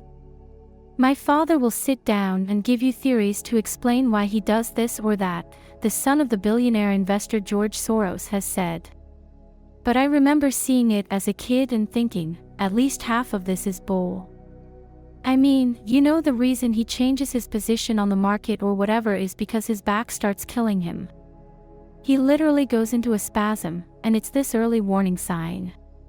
Clearly this is part of the reason why George Soros is so good at what he does. He is someone who is aware of the value of the products of his unconscious reasoning. But if you or I were to invest our money with Soros, we'd feel nervous if the only reason he could give for a decision was that his back hurt. A highly successful CEO like Jack Welch may entitle his memoir Jack, Straight from the Gut, but he then makes it clear that what set him apart wasn't just his gut but carefully worked out theories of management, systems, and principles as well. Our world requires that decisions be sourced and footnoted, and if we say how we feel, we must also be prepared to elaborate on why we feel that way. This is why it was so hard for the Getty, at least in the beginning, to accept the opinion of people like Hoving and Harrison and Ziri. It was a lot easier to listen to the scientists and the lawyers, because the scientists and the lawyers could provide pages and pages of documentation supporting their conclusions. I think that approach is a mistake, and if we are to learn to improve the quality of the decisions we make, we need to accept the mysterious nature of our snap judgments. We need to respect the fact that it is possible to know without knowing why we know, and accept that, sometimes, we're better off that way. 1. Primed for action. Imagine that I'm a professor, and I've asked you to come and see me in my office. You walk down a long corridor, come through the doorway, and sit down at a table. In front of you is a sheet of paper with a list of 5-word sets. I want you to make a grammatical 4-word sentence as quickly as possible out of each set. It's called a scrambled sentence test. Ready? 1. Him was worried she always. 2. From our Florida orange's temperature. 3. Ball the throw toss silently. 4. Shoes give replace old they. 5. He observes occasionally people watches. 6. B will sweat lonely they. 7. Sky the seamless gray is. 8. Should now withdraw forgetful we. 9. Us bingo sing play let. 10. Sunlight makes temperature wrinkle raisins. That seemed straightforward, right? Actually, it wasn't. After you finished that test, believe it or not, you would have walked out of my office and back down the hall more slowly than you walked in. With that test, I affected the way you behaved. How? Well, look back at the list. Scattered throughout it are certain words, such as worried, Florida, old, lonely, gray, bingo, and wrinkle. You thought that I was just making you take a language test. But, in fact, what I was also doing was making the big computer in your brain, your adaptive unconscious, think about the state of being old. It didn't inform the rest of your brain about its sudden obsession. But it took all this talk of old age so seriously that by the time you finished and walked down the corridor, you acted old.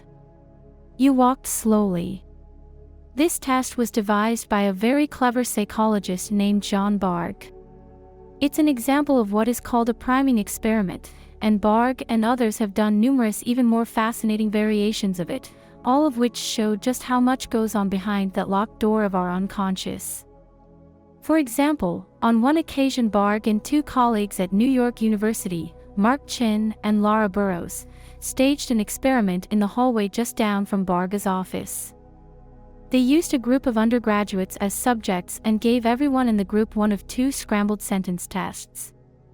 The first was sprinkled with words like aggressively, bold, rude, bother, disturb, intrude, and infringe. The second was sprinkled with words like respect, considerate, appreciate, patiently, yield, polite, and courteous. In neither case were there so many similar words that the students picked up on what was going on. Once you become conscious of being primed, of course, the priming doesn't work. After doing the test, which takes only about 5 minutes, the students were instructed to walk down the hall and talk to the person running the experiment in order to get their next assignment. Whenever a student arrived at the office, however, Bargh made sure that the experimenter was busy, locked in conversation with someone else, a Confederate who was standing in the hallway, blocking the doorway to the experimenter's office. Bargh wanted to learn whether the people who were primed with the polite words would take longer to interrupt the conversation between the experimenter and the Confederate than those primed with the rude words. He knew enough about the strange power of unconscious influence to feel that it would make a difference, but he thought the effect would be slight. Earlier, when Bargh had gone to the committee at NYU that approves human experiments, they had made him promise that he would cut off the conversation in the hall at 10 minutes.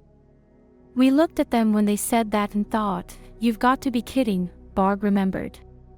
The joke was that we would be measuring the difference in milliseconds. I mean, these are New Yorkers. They aren't going to just stand there. We thought maybe a few seconds, or a minute at most. But Bargh and his colleagues were wrong. The people primed to be rude eventually interrupted, on average after about 5 minutes. But of the people primed to be polite, the overwhelming majority, 82%, never interrupted at all. If the experiment hadn't ended after 10 minutes, who knows how long they would have stood in the hallway, a polite and patient smile on their faces. The experiment was right down the hall from my office, Bargh remembers. I had to listen to the same conversation over and over again. Every hour, whenever there was a new subject. It was boring. The people would come down the hallway, and they would see the Confederate whom the experimenter was talking to through the doorway. And the Confederate would be going on and on about how she didn't understand what she was supposed to do. She kept asking and asking, for 10 minutes, "Where do I mark this? I don't get it." Bargh winced at the memory and the strangeness of it all. For a whole semester this was going on. And the people who had done the polite test just stood there. Priming is not, it should be said, like brainwashing. I can't make you reveal deeply personal details about your childhood by priming you with words like nap and bottle and teddy bear. Nor can I program you to rob a bank for me. On the other hand, the effects of priming aren't trivial. Two Dutch researchers did a study in which they had groups of students answer 42 fairly demanding questions from the board game Trivial Pursuit. Half were asked to take 5 minutes beforehand to think about what it would mean to be a professor and write down everything that came to mind. Those students got 55.6% of the questions right. The other half of the students were asked to first sit and think about soccer hooligans. They ended up getting 42.6% of the Trivial Pursuit questions right. The professor group didn't know more than the soccer hooligan group. They weren't smarter or more focused or more serious. They were simply in a smart frame of mind, and, clearly, associating themselves with the idea of something smart, like a professor, made it a lot easier, in that stressful instant after a trivia question was asked, to blurt out the right answer. The difference between 55.6 and 42.6%, it should be pointed out, is enormous. That can be the difference between passing and failing. The psychologists Claude Steele and Joshua Aronson created an even more extreme version of this test, using black college students and 20 questions taken from the Graduate Record Examination, the standardized test used for entry into graduate school. When the students were asked to identify their race on a pre-test questionnaire, that simple act was sufficient to prime them with all the negative stereotypes associated with African Americans and academic achievement, and the number of items they got right was cut in half. As a society, we place enormous faith in tests because we think that they are a reliable indicator of the test taker's ability and knowledge. But are they really? If a white student from a prestigious private high school gets a higher SAT score than a black student from an inner-city school, is it because she's truly a better student, or is it because to be white and to attend a prestigious high school is to be constantly primed with the idea of smart? Even more impressive, however, is how mysterious these priming effects are. When you took that sentence completion test, you didn't know that you were being primed to think old. Why would you? The clues were pretty subtle. What is striking, though, is that even after people walked slowly out of the room and down the hall, they still weren't aware of how their behavior had been affected. Barr once had people play board games in which the only way the participants could win was if they learned how to cooperate with one another. So he primed the players with thoughts of cooperativeness, and sure enough, they were far more cooperative, and the game went far more smoothly. Afterward, Barg says, we asked them questions like how strongly did you cooperate? How much did you want to cooperate? And then we correlate that with their actual behavior, and the correlation is 0. This is a game that goes on for 15 minutes and at the end, people don't know what they have done. They just don't know it. Their explanations are just random noise. That surprised me. I thought that people could at least have consulted their memories. But they couldn't. Aronson and Steele found the same thing with the black students who did so poorly after they were reminded of their race. I talked to the black students afterward, and I asked them, did anything lower your performance? Aronson said, I would ask, did it bug you that I asked you to indicate your race? Because it clearly had a huge effect on their performance. And they would always say no and something like, I just don't think I'm smart enough to be here. The results from these experiments are, obviously, quite disturbing. They suggest that what we think of as free will is largely an illusion. Much of the time, we are simply operating on automatic pilot, and the way we think and act, and how well we think and act on the spur of the moment, are a lot more susceptible to outside influences than we realize. But there is also, I think, a significant advantage to how secretly the unconscious does its work. In the example of the sentence completion task I gave you with all the words about old age, how long did it take you to make sentences out of those words? My guess is that it took you no more than a few seconds per sentence. That's fast, and you were able to perform that experiment quickly because you were able to concentrate on the task and block out distractions. If you had been on the lookout for possible patterns in the lists of words, there is no way you would have completed the task that quickly. You would have been distracted. Yes, the references to old people changed the speed at which you walked out of the room, but was that bad? Your unconscious was simply telling your body, I've picked up some clues that we're in an environment that is really concerned about old age, and let's behave accordingly. Your unconscious, in this sense, was acting as a kind of mental valet. It was taking care of all the minor mental details in your life.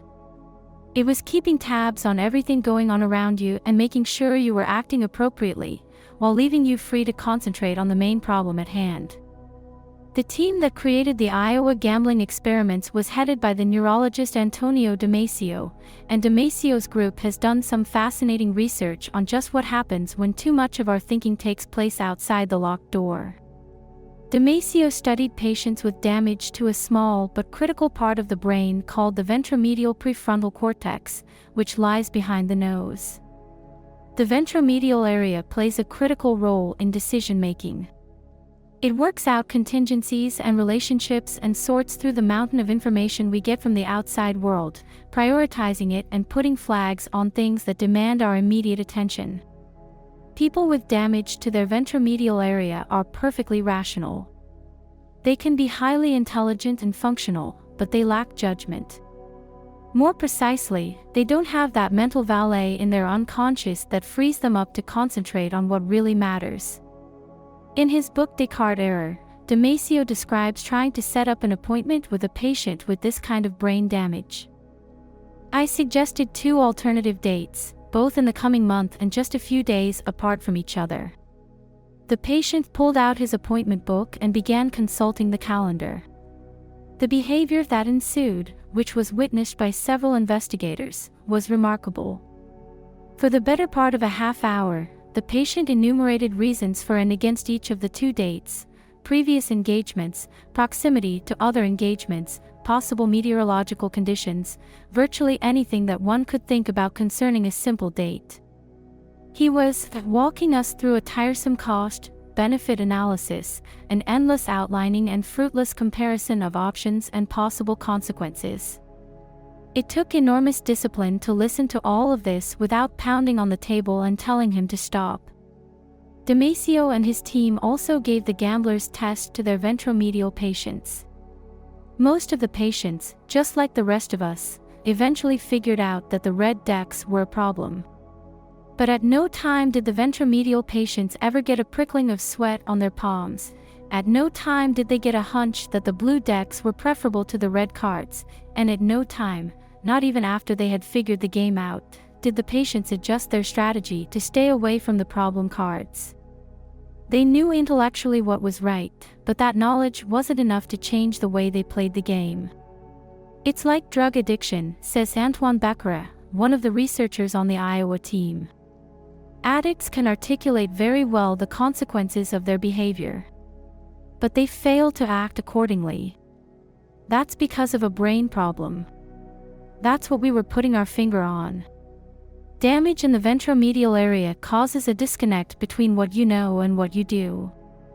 What the patients lacked was the valet silently pushing them in the right direction, adding that little emotional extra, the prickling of the palms, to make sure they did the right thing. In high-stakes, fast-moving situations, we don't want to be as dispassionate and purely rational as the Iowa ventromedial patients. We don't want to stand there endlessly talking through our options. Sometimes we're better off if the mind behind the locked door makes our decisions for us. 2. The storytelling problem. On a brisk spring evening not long ago, 24 men and women gathered in the back room of a Manhattan bar to engage in a peculiar ritual known as speed dating. They were all young professionals in their 20s, a smattering of Wall Street types and medical students and school teachers, as well as 4 women who came in a group from the nearby headquarters of Incline Jewelry. The women were all in red or black sweaters, and jeans or dark-colored pants. The men, with 1 or 2 exceptions, were all wearing the Manhattan work uniform of a dark blue shirt and black slacks. At the beginning they mingled awkwardly, clutching their drinks, and then the coordinator of the evening, a tall, striking woman named Kylan, called the group to order. Each man would have, she said, 6 minutes of conversation with each woman. The women would sit for the duration of the evening against the wall on the long, low couches that ringed the room, and the men would rotate from woman to woman, moving to the next woman whenever Kylan rang a bell, signaling that the 6 minutes were over. The daters were all given a badge, a number, and a short form to complete, with the instruction that if they liked someone after 6 minutes, they should check the box next to his or her number. If the person whose box they checked also checked their box, both daters would be notified of the other's email address within 24 hours. There was a murmur of anticipation. Several people made a last-minute dash to the bathroom. Kylan rang her bell. The men and women took their places, and immediately a surge of conversation filled the room. The men's chairs were far enough away from the women's couches that the two parties had to lean forward, their elbows on their knees. One or two of the women were actually bouncing up and down on the sofa cushions. The man talking to the woman at table number 3 spilled his beer on her lap. At table 1, a brunette named Melissa, desperate to get her date to talk, asked him in quick succession, if you had 3 wishes, what would they be? Do you have siblings? Do you live alone? At another table, a very young and blonde man named David asked his date why she signed up for the evening. I'm 26, she replied. A lot of my friends have boyfriends that they have known since high school, and they are engaged or already married, and I'm still single and I'm like, oh. Kylan stood to the side, by the bar that ran across one wall of the room. If you are enjoying the connection, time goes quickly. If you aren't, it's the longest 6 minutes of your life, she said as she watched the couples nervously chatter. Sometimes strange things happen. I'll never forget, back in November, there was a guy from Queens who showed up with a dozen red roses, and he gave one to every girl he spoke to. He had a suit on. She gave a half smile. He was ready to go. Speed dating has become enormously popular around the world over the last few years, and it's not hard to understand why. It's the distillation of dating to a simple snap judgment. Everyone who sat down at one of those tables was trying to answer a very simple question: do I want to see this person again? And to answer that, we don't need an entire evening. We really need only a few minutes. Velma, for instance, one of the 4 inclined women, said that she picked none of the men and that she made up her mind about each of them right away. They lost me at hello, she said, rolling her eyes. Ron, who worked as a financial analyst at an investment bank, picked 2 of the women, one of whom he settled on after about a minute and a half of conversation, and one of whom, Lillian at table 2, he decided on the instant he sat down across from her. Her tongue was pierced, he said, admiringly. You come to a place like this and you expect a bunch of lawyers. But she was a whole different story. Lillian liked Ron, too. You know why? She asked. He's from Louisiana. I loved the accent. And I dropped my pen, just to see what he would do, and he picked it up right away. As it turned out, lots of the women there liked Ron the instant they met him, and lots of the men liked Lillian the instant they met her. Both of them had a kind of contagious, winning spark. You know, girls are really smart, John, a medical student in a blue suit, said at the end of the evening. They know in the first minute, do I like this guy? Can I take him home to my parents, or is he just a wham-bam kind of jerk? John is quite right, except it isn't just girls who are smart. When it comes to thin-slicing potential dates, pretty much everyone is smart. But suppose I were to alter the rules of speed dating just slightly. What if I tried to look behind the locked door and made everyone explain their choices? We know, of course, that can't be done. The machinery of our unconscious thinking is forever hidden. But what if I threw caution to the winds and forced people to explain their first impressions and snap judgments anyway? That is what two professors from Columbia University, Sheena Iyengar and Raymond Fissman, have done, and they have discovered that if you make people explain themselves, something very strange and troubling happens.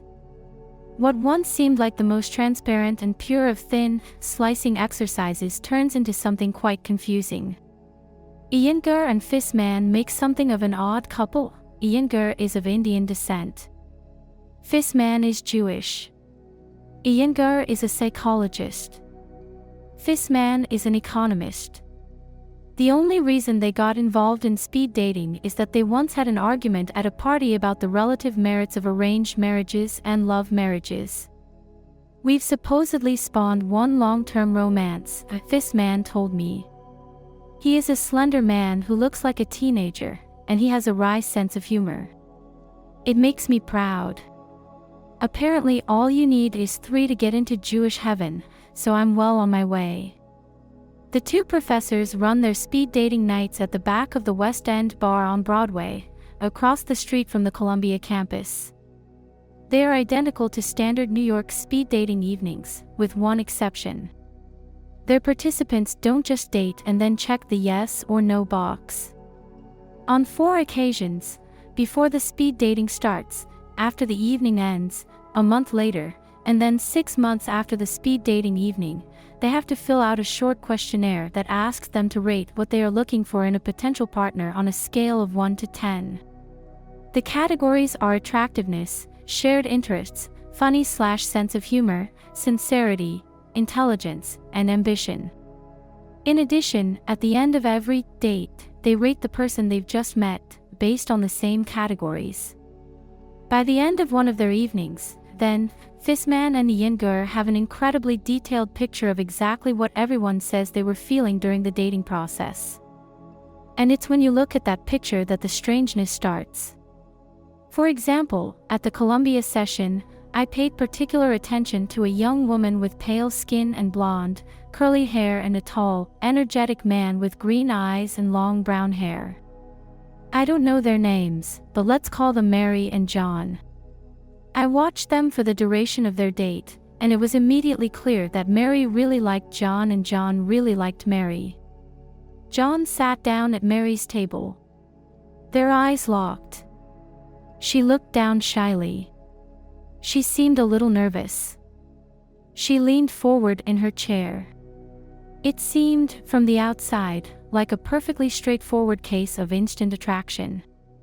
But let's dig below the surface and ask a few simple questions. First of all, did Mary's assessment of John's personality match the personality that she said she wanted in a man before the evening started? In other words, how good is Mary at predicting what she likes in a man? Fissman and Iyengar can answer that question really easily, and what they find when they compare what speed daters say they want with what they are actually attracted to in the moment is that those two things don't match. For example, if Mary said at the start of the evening that she wanted someone intelligent and sincere, that in no way means she'll be attracted only to intelligent and sincere men. It's just as likely that John, whom she likes more than anyone else, could turn out to be attractive and funny but not particularly sincere or smart at all. Second, if all the men Mary ends up liking during the speed dating are more attractive and funny than they are smart and sincere, on the next day, when she's asked to describe her perfect man, Mary will say that she likes attractive and funny men. But that's just the next day. If you ask her again a month later, she'll be back to saying that she wants intelligent and sincere. You can be forgiven if you found the previous paragraph confusing. It is confusing. Mary says that she wants a certain kind of person. But then she is given a room full of choices and she meets someone whom she really likes, and in that instant she completely changes her mind about what kind of person she wants. But then a month passes, and she goes back to what she originally said she wanted. So what does Mary really want in a man? I don't know, Iyengar said when I asked her that question. Is the real me the one that I described beforehand? She paused, and Fissman spoke up. No, the real me is the me revealed by my actions. That's what an economist would say. Iyengar looked puzzled. I don't know, that's what a psychologist would say. They couldn't agree. But then, that's because there isn't a right answer. Mary has an idea about what she wants in a man, and that idea isn't wrong. It's just incomplete. The description that she starts with is her conscious ideal, what she believes she wants when she sits down and thinks about it. But what she cannot be as certain about are the criteria she uses to form her preferences in that first instant of meeting someone face to face. That information is behind the locked door. Braden has had a similar experience in his work with professional athletes. Over the years, he has made a point of talking to as many of the world's top tennis players as possible, asking them questions about why and how they play the way they do, and invariably he comes away disappointed. Out of all the research that we've done with top players, we haven't found a single player who is consistent in knowing and explaining exactly what he does, Braden says. They give different answers at different times, or they have answers that simply are not meaningful. One of the things he does, for instance, is videotape top tennis players and then digitize their movements, breaking them down frame by frame on a computer so that he knows, say, precisely how many degrees Pete Sampras rotates his shoulder on a cross-court backhand. One of Braden's digitized videotapes is of the tennis great Andre Agassi hitting a forehand. The image has been stripped down. Agassi has been reduced to a skeleton, so that as he moves to hit the ball, the movement of every joint in his body is clearly visible and measurable. The Agassi tape is a perfect illustration of our inability to describe how we behave in the moment.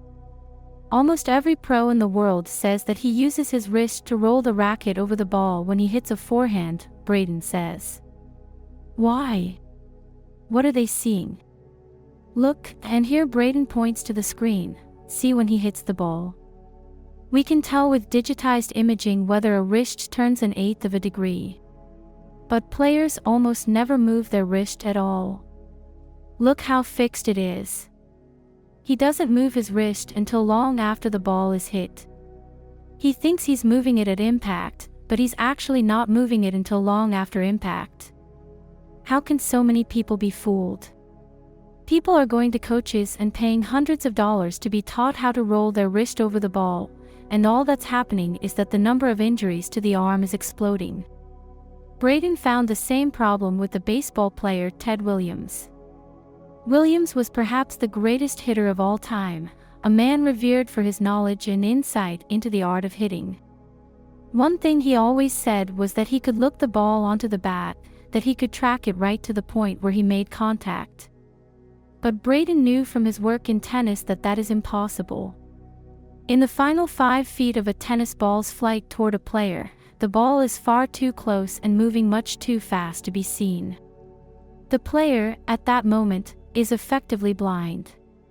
The same is true with baseball. No one can look a ball onto the bat. I met with Ted Williams once, Braden says. We both worked for Sears and were both appearing at the same event. I said, "Gee, Ted. We just did a study that showed that human beings can't track the ball onto the bat. It's a 3-millisecond event." And he was honest. He said, "Well, I guess it just seemed like I could do that." Ted Williams could hit a baseball as well as anyone in history, and he could explain with utter confidence how to do it. But his explanation did not match his actions, just as Mary's explanation for what she wanted in a man did not necessarily match who she was attracted to in the moment. We have, as human beings, a storytelling problem. We're a bit too quick to come up with explanations for things we don't really have an explanation for. Many years ago, the psychologist Norman R. F. Meyer hung 2 long ropes from the ceiling of a room that was filled with all kinds of different tools, objects, and furniture. The ropes were far enough apart that if you held the end of one rope, you couldn't get close enough to grab hold of the other rope. Everyone who came into the room was asked the same question: how many different ways can you come up with for tying the ends of those 2 ropes together? There are 4 possible solutions to this problem. One is to stretch one rope as far as possible toward the other, anchor it to an object, such as a chair, and then go and get the second rope. Another is to take a third length, such as an extension cord, and tie it to the end of one of the ropes so that it will be long enough to reach the other rope. A third strategy is to grab one rope in one hand and use an implement, such as a long pole, to pull the other rope toward you.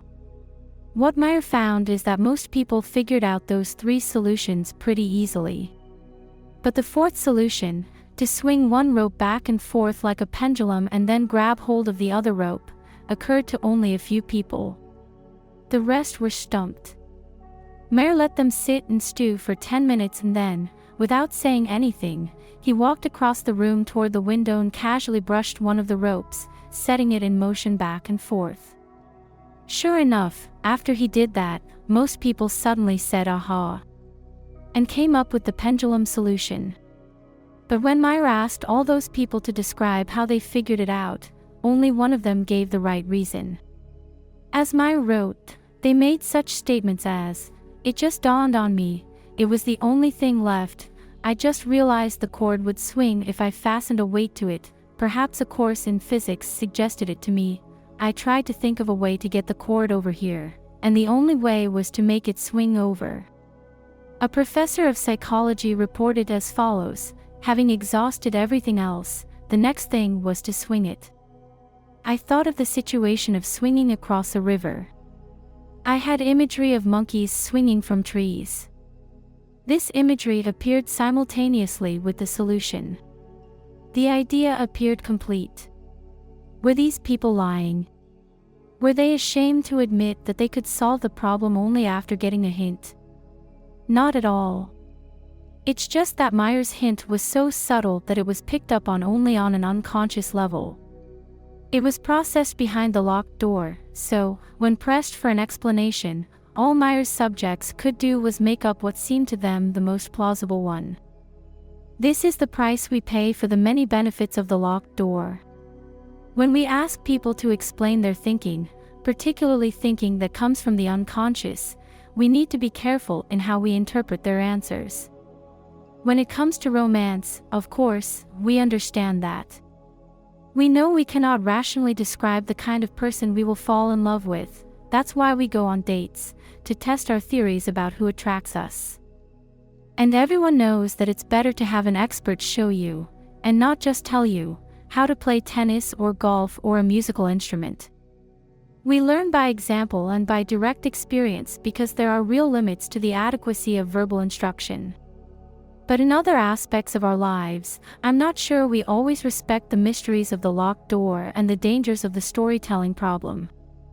There are times when we demand an explanation when an explanation really isn't possible, and, as we'll explore in the upcoming chapters of this book, doing so can have serious consequences. After the O.J. Simpson verdict, one of the jurors appeared on TV and said with absolute conviction, "Race had absolutely nothing to do with my decision," psychologist Joshua Aronson says. But how on earth could she know that? What my research with priming race and test performance, and Barga's research with the interrupters, and Meyer's experiment with the ropes show is that people are ignorant of the things that affect their actions, yet they rarely feel ignorant. We need to accept our ignorance and say, "I don't know," more often. Of course, there is a second, equally valuable, lesson in the Meyer experiment. His subjects were stumped. They were frustrated. They were sitting there for 10 minutes, and no doubt many of them felt that they were failing an important test, that they had been exposed as stupid. But they weren't stupid. Why not? Because everyone in that room had not one mind but two, and all the while their conscious mind was blocked, their unconscious was scanning the room, sifting through possibilities, processing every conceivable clue. And the instant it found the answer, it guided them, silently and surely, to the solution. 3. The Warren Harding Error, Why We Fall for Tall, Dark, and Handsome Men. Early one morning in 1899, in the back garden of the Globe Hotel in Richwood, Ohio, two men met while having their shoes shined. One was a lawyer and lobbyist from the state capital of Columbus. His name was Harry Doherty. He was a thick-set, red-faced man with straight black hair, and he was brilliant. He was the Machiavelli of Ohio politics, the classic behind-the-scenes fixer, a shrewd and insightful judge of character or, at least, political opportunity. The second man was a newspaper editor from the small town of Marion, Ohio, who was at that moment a week away from winning election to the Ohio State Senate. His name was Warren Harding. Doherty looked over at Harding and was instantly overwhelmed by what he saw. As the journalist Mark Sullivan wrote of that moment in the garden, Harding was worth looking at. He was at the time about 35 years old. His head, features, shoulders, and torso had a size that attracted attention. Their proportions to each other made an effect which in any male at any place would justify more than the term handsome. In later years, when he came to be known beyond his local world, the word Roman was occasionally used in descriptions of him. As he stepped down from the stand, his legs bore out the striking and agreeable proportions of his body, and his lightness on his feet, his erectness, his easy bearing, added to the impression of physical grace and virility. His suppleness, combined with his bigness of frame, and his large, wide-set rather glowing eyes, heavy black hair, and markedly bronze complexion gave him some of the handsomeness of an Indian. His courtesy as he surrendered his seat to the other customer suggested genuine friendliness toward all mankind. His voice was noticeably resonant, masculine, warm. His pleasure in the attentions of the bootblack's whisk reflected a consciousness about clothes unusual in a small-town man. His manner as he bestowed a tip suggested generous good nature, a wish to give pleasure, based on physical well-being and sincere kindliness of heart. In that instant, as Doherty sized up Harding, an idea came to him that would alter American history. Wouldn't that man make a great president? Warren Harding was not a particularly intelligent man. He liked to play poker and golf and to drink and, most of all, to chase women. In fact, his sexual appetites were the stuff of legend. As he rose from one political office to another, he never once distinguished himself. He was vague and ambivalent on matters of policy. His speeches were once described as an army of pompous phrases moving over the landscape in search of an idea. After being elected to the U.S. Senate in 1914, he was absent for the debates on women's suffrage and prohibition, two of the biggest political issues of his time. He advanced steadily from local Ohio politics only because he was pushed by his wife, Florence, and stage-managed by the scheming Harry Doherty, and because, as he grew older, he grew more and more irresistibly distinguished-looking. Once, at a banquet, a supporter cried out, "Why, the son of a bitch looks like a senator," and so he did. By early middle age, Harding's biographer Francis Russell writes, his lusty black eyebrows contrasted with his steel-gray hair to give the effect of force, his massive shoulders and bronze complexion gave the effect of health. Harding, according to Russell, could have put on a toga and stepped on stage in a production of Julius Caesar. Doherty arranged for Harding to address the 1916 Republican presidential convention because he knew that people only had to see Harding and hear that magnificent rumbling voice to be convinced of his worthiness for higher office. In 1920, Doherty convinced Harding, against Harding's better judgment, to run for the White House. Doherty wasn't being facetious. He was serious. Doherty, ever since the two had met, had carried in the back of his mind the idea that Harding would make a great president, Sullivan writes. Sometimes, unconsciously, Doherty expressed it, with more fidelity to exactness, a great-looking president. Harding entered the Republican convention that summer 6th among a field of 6. Doherty was unconcerned. The convention was deadlocked between the two leading candidates, so, Doherty predicted, the delegates would be forced to look for an alternative. To whom else would they turn, in that desperate moment, if not to the man who radiated common sense and dignity and all that was presidential? In the early morning hours, as they gathered in the smoke-filled back rooms of the Blackstone Hotel in Chicago, the Republican Party bosses threw up their hands and asked, wasn't there a candidate they could all agree on? And one name came immediately to mind, Harding. Didn't he look just like a presidential candidate? So Senator Harding became candidate Harding, and later that fall, after a campaign conducted from his front porch in Marion, Ohio, candidate Harding became President Harding. Harding served 2 years before dying unexpectedly of a stroke. He was, most historians agree, one of the worst presidents in American history. 1. The dark side of thin slicing. So far in Blink, I have talked about how extraordinarily powerful thin slicing can be, and what makes thin slicing possible is our ability to very quickly get below the surface of a situation. Thomas Hoving and Evelyn Harrison and the art experts were instantly able to see behind the forger's artifice. Susan and Bill seemed, at first, to be the embodiment of a happy, loving couple. But when we listened closely to their interaction and measured the ratio of positive to negative emotions, we got a different story. Nalini Ambede's research showed how much we can learn about a surgeon's likelihood of being sued if we get beyond the diplomas on the wall and the white coat and focus on his or her tone of voice. But what happens if that rapid chain of thinking gets interrupted somehow? What if we reach a snap judgment without ever getting below the surface? In the previous chapter, I wrote about the experiments conducted by John Bargh in which he showed that we have such powerful associations with certain words, for example, Florida, gray, wrinkles, and bingo, that just being exposed to them can cause a change in our behavior. I think that there are facts about people's appearance, their size or shape or color or sex, that can trigger a very similar set of powerful associations.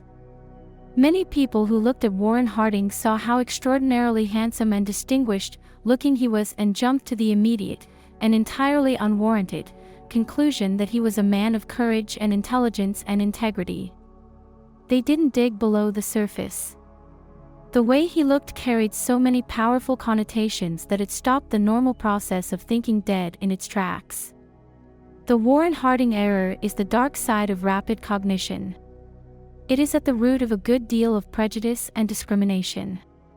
It's why picking the right candidate for a job is so difficult and why, on more occasions than we may care to admit, utter mediocrities sometimes end up in positions of enormous responsibility. Part of what it means to take thin slicing and first impressions seriously is accepting the fact that sometimes we can know more about someone or something in the blink of an eye than we can after months of study. But we also have to acknowledge and understand those circumstances when rapid cognition leads us astray. 2. Blink in black and white.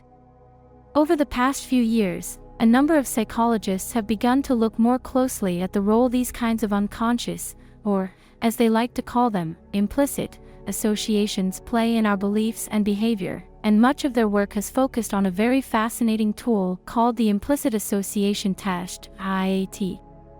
The IAT was devised by Anthony G. Greenwald, Mazhar Banaji, and Brian Nosek, and it is based on a seemingly obvious, but nonetheless quite profound, observation. We make connections much more quickly between pairs of ideas that are already related in our minds than we do between pairs of ideas that are unfamiliar to us. What does that mean? Let me give you an example. Below is a list of words. Take a pencil or pen and assign each name to the category to which it belongs by putting a check mark either to the left or to the right of the word. You can also do it by tapping your finger in the appropriate column. Do it as quickly as you can. Don't skip over words. And don't worry if you make any mistakes. Male or female. John. Bob. Amy. Holly. Joan. Derek. Peggy. Jason. Lisa. Matt. Sarah. That was easy, right? And the reason that was easy is that when we read or hear the name John, or Bob, or Holly, we don't even have to think about whether it's a masculine or a feminine name. We all have a strong prior association between a first name like John and the male gender, or a name like Lisa and things female. That was a warm-up. Now let's complete an actual IAT. It works like the warm-up, except that now I'm going to mix two entirely separate categories together. Once again, put a check mark to either the right or the left of each word, in the category to which it belongs. Male or female. Career or family. Lisa. Matt. Laundry. Entrepreneur. John. Merchant. Bob. Capitalist.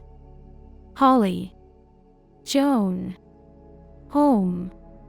Corporation. Siblings. Peggy. Jason. Kitchen. Housework. Parents. Sarah. Derek. My guess is that most of you found that a little harder, but that you were still pretty fast at putting the words into the right categories. Now try this. Male or female. Family or career. Babies. Sarah. Derek. Merchant. Employment. John. Bob. Holly. Domestic. Entrepreneur. Office. Joan. Peggy. Cousins. Grandparents. Jason. Home. Lisa. Corporation. Matt. Did you notice the difference? This test was quite a bit harder than the one before it, wasn't it? If you are like most people, it took you a little longer to put the word entrepreneur into the career category when career was paired with female than when career was paired with male. That's because most of us have much stronger mental associations between maleness and career-oriented concepts than we do between femaleness and ideas related to careers. Male and capitalist go together in our minds a lot like John and male did. But when the category is male or family, we have to stop and think, even if it's only for a few hundred milliseconds, before we decide what to do with a word like merchant. When psychologists administer the IAT, they usually don't use paper and pencil tests like the ones I've just given you. Most of the time, they do it on a computer. The words are flashed on the screen one at a time, and if a given word belongs in the left-hand column, you hit the letter E, and if the word belongs in the right-hand column, you hit the letter I. The advantage of doing the IAT on a computer is that the responses are measurable down to the millisecond, and those measurements are used in assigning the test taker's score. So, for example, if it took you a little bit longer to complete Part 2 of the Work/Family IAT than it did Part 1, we would say that you have a moderate association between men and the workforce. If it took you a lot longer to complete Part 2, we'd say that when it comes to the workforce, you have a strong automatic male association. One of the reasons that the IAT has become so popular in recent years as a research tool is that the effects it is measuring are not subtle. As those of you who felt yourself slowing down on the second half of the Work/Family IAT above can attest, the IAT is the kind of tool that hits you over the head with its conclusions. When there's a strong prior association, people answer in between 400 and 600 milliseconds, says Greenwald. When there isn't, they might take 200 to 300 milliseconds longer than that, which in the realm of these kinds of effects is huge. One of my cognitive psychologist colleagues described this as an effect you can measure with a sundial. If you'd like to try a computerized IAT, you can go to www.implicit.harvard.edu. There you'll find several tests, including the most famous of all the IATs, the race IAT. I've taken the race IAT on many occasions, and the result always leaves me feeling a bit creepy. At the beginning of the test, you are asked what your attitudes toward blacks and whites are. I answered, as I am sure most of you would, that I think of the races as equal. Then comes the test. You're encouraged to complete it quickly. First comes the warm-up. A series of pictures of faces flash on the screen. When you see a black face, you press E and put it in the left-hand category. When you see a white face, you press I and put it in the right-hand category. It's blink, blink, blink, I didn't have to think at all. Then comes part 1. European American or African American. Bad or good? Hurt. Evil. Glorious. Wonderful. And so on. Immediately, something strange happened to me. The task of putting the words and faces in the right categories suddenly became more difficult. I found myself slowing down. I had to think. Sometimes I assigned something to one category when I really meant to assign it to the other category. I was trying as hard as I could, and in the back of my mind was a growing sense of mortification. Why was I having such trouble when I had to put a word like glorious or wonderful into the good category when good was paired with African American, or when I had to put the word evil into the bad category when bad was paired with European American? Then came part 2. This time the categories were reversed. European American or African American. Good or bad? Hurt. Evil. Glorious. Wonderful. And so on. Now my mortification grew still further. Now I was having no trouble at all. Evil. African American or bad? Hurt. African American or bad? Wonderful. European American or good? I took the test a second time, and then a third time, and then a fourth time, hoping that the awful feeling of bias would go away.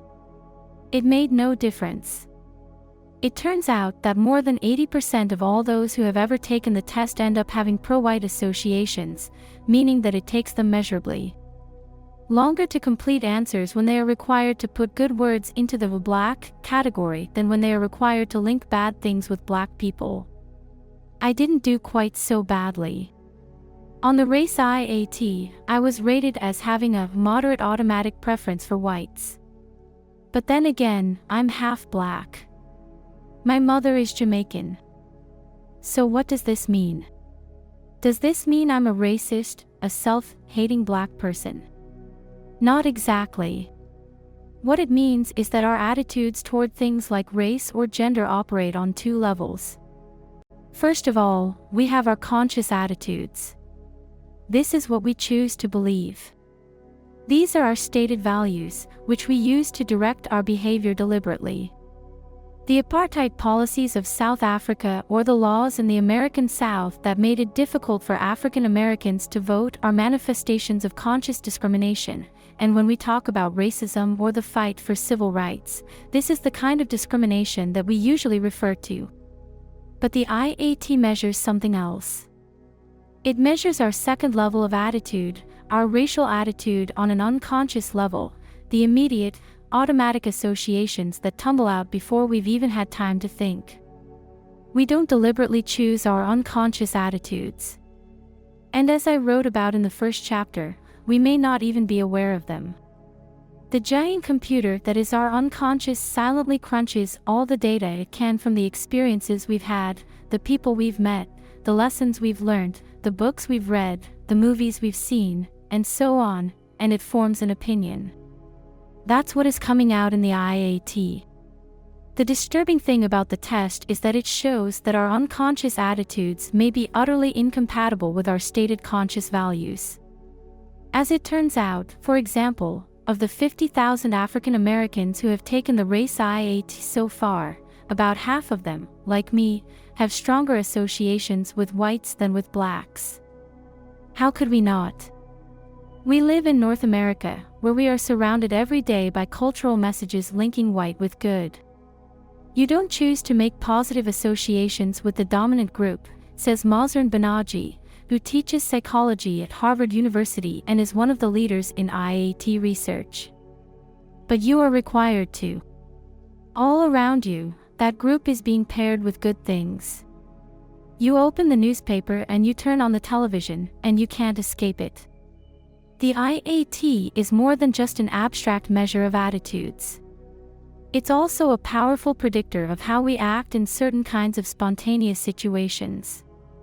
If you have a strongly pro-white pattern of associations, for example, there is evidence that will affect the way you behave in the presence of a black person. It's not going to affect what you'll choose to say or feel or do.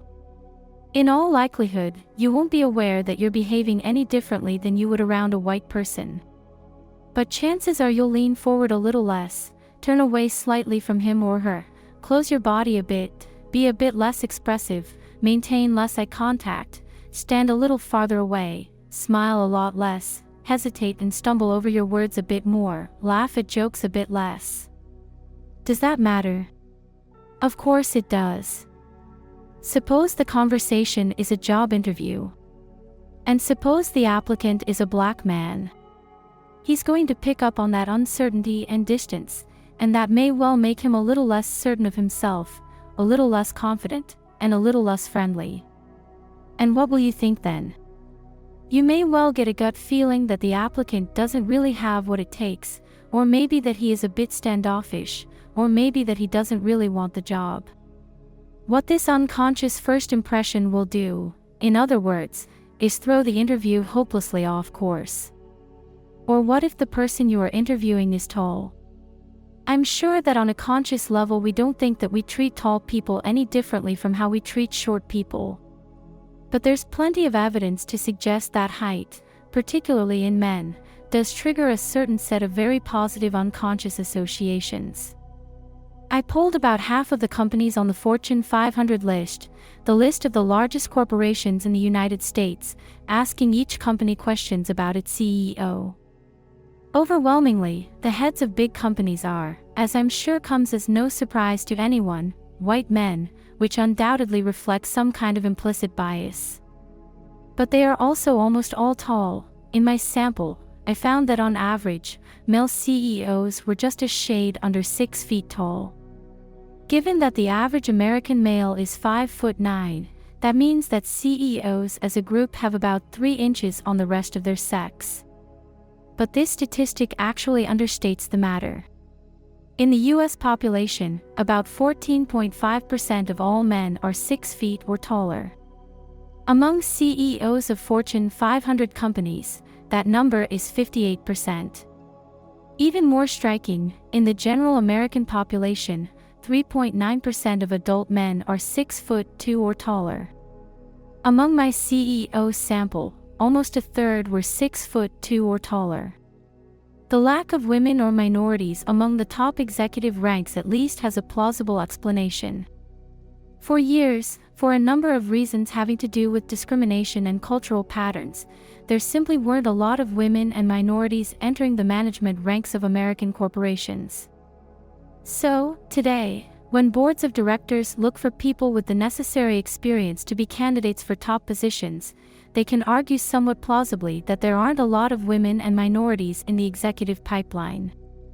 But this is not true of short people. It is possible to staff a large company entirely with white males, but it is not possible to staff a large company without short people. There simply aren't enough tall people to go around. Yet few of those short people ever make it into the executive suite. Of the tens of millions of American men below 5'6", a grand total of 10 in my sample have reached the level of CEO, which says that being short is probably as much of a handicap to corporate success as being a woman or an African American. The grand exception to all of these trends is American Express CEO Kenneth Chenault, who is both on the short side, 5'9", and black. He must be a remarkable man to have overcome 2 Warren Harding errors. Is this a deliberate prejudice? Of course not. No one ever says dismissively of a potential CEO candidate that he's too short. This is quite clearly the kind of unconscious bias that the IAT picks up on. Most of us, in ways that we are not entirely aware of, automatically associate leadership ability with imposing physical stature. We have a sense of what a leader is supposed to look like, and that stereotype is so powerful that when someone fits it, we simply become blind to other considerations. And this isn't confined to the executive suite. Not long ago, researchers who analyzed the data from 4 large research studies that had followed thousands of people from birth to adulthood calculated that when corrected for such variables as age and gender and weight, an inch of height is worth $789 a year in salary. That means that a person who is 6 feet tall but otherwise identical to someone who is 5'5" will make on average $5,525 more per year. As Timothy Judge, one of the authors of the height salary study, points out, if you take this over the course of a 30-year career and compound it, we're talking about a tall person enjoying literally hundreds of thousands of dollars of earnings advantage. Have you ever wondered why so many mediocre people find their way into positions of authority in companies and organizations? It's because when it comes to even the most important positions, our selection decisions are a good deal less rational than we think. We see a tall person and we swoon. Thank you for listening to part 1 of Blink, The Power of Thinking Without Thinking by Malcolm Gladwell. If you enjoyed exploring the fascinating world of snap decisions and intuitive thinking, don't forget to like, comment, and subscribe for more insightful audiobook content. Stay tuned for the next part, where we dive deeper into the science behind the power of our instincts. Hit the bell icon to stay updated, and we'll see you in the next video. Disclaimer. Please note that this channel is dedicated to sharing audiobooks for educational and entertainment purposes only. Full credit for the content and intellectual property rights of these audiobooks is given to the respective authors and their publishing houses. This channel does not claim any ownership over the material presented and is committed to respecting the rights of the authors and publishers. Our goal is to promote literature and reading by providing these audiobooks as a resource for those who might not otherwise have access to them. We encourage our listeners to support the authors and publishers by purchasing the original works.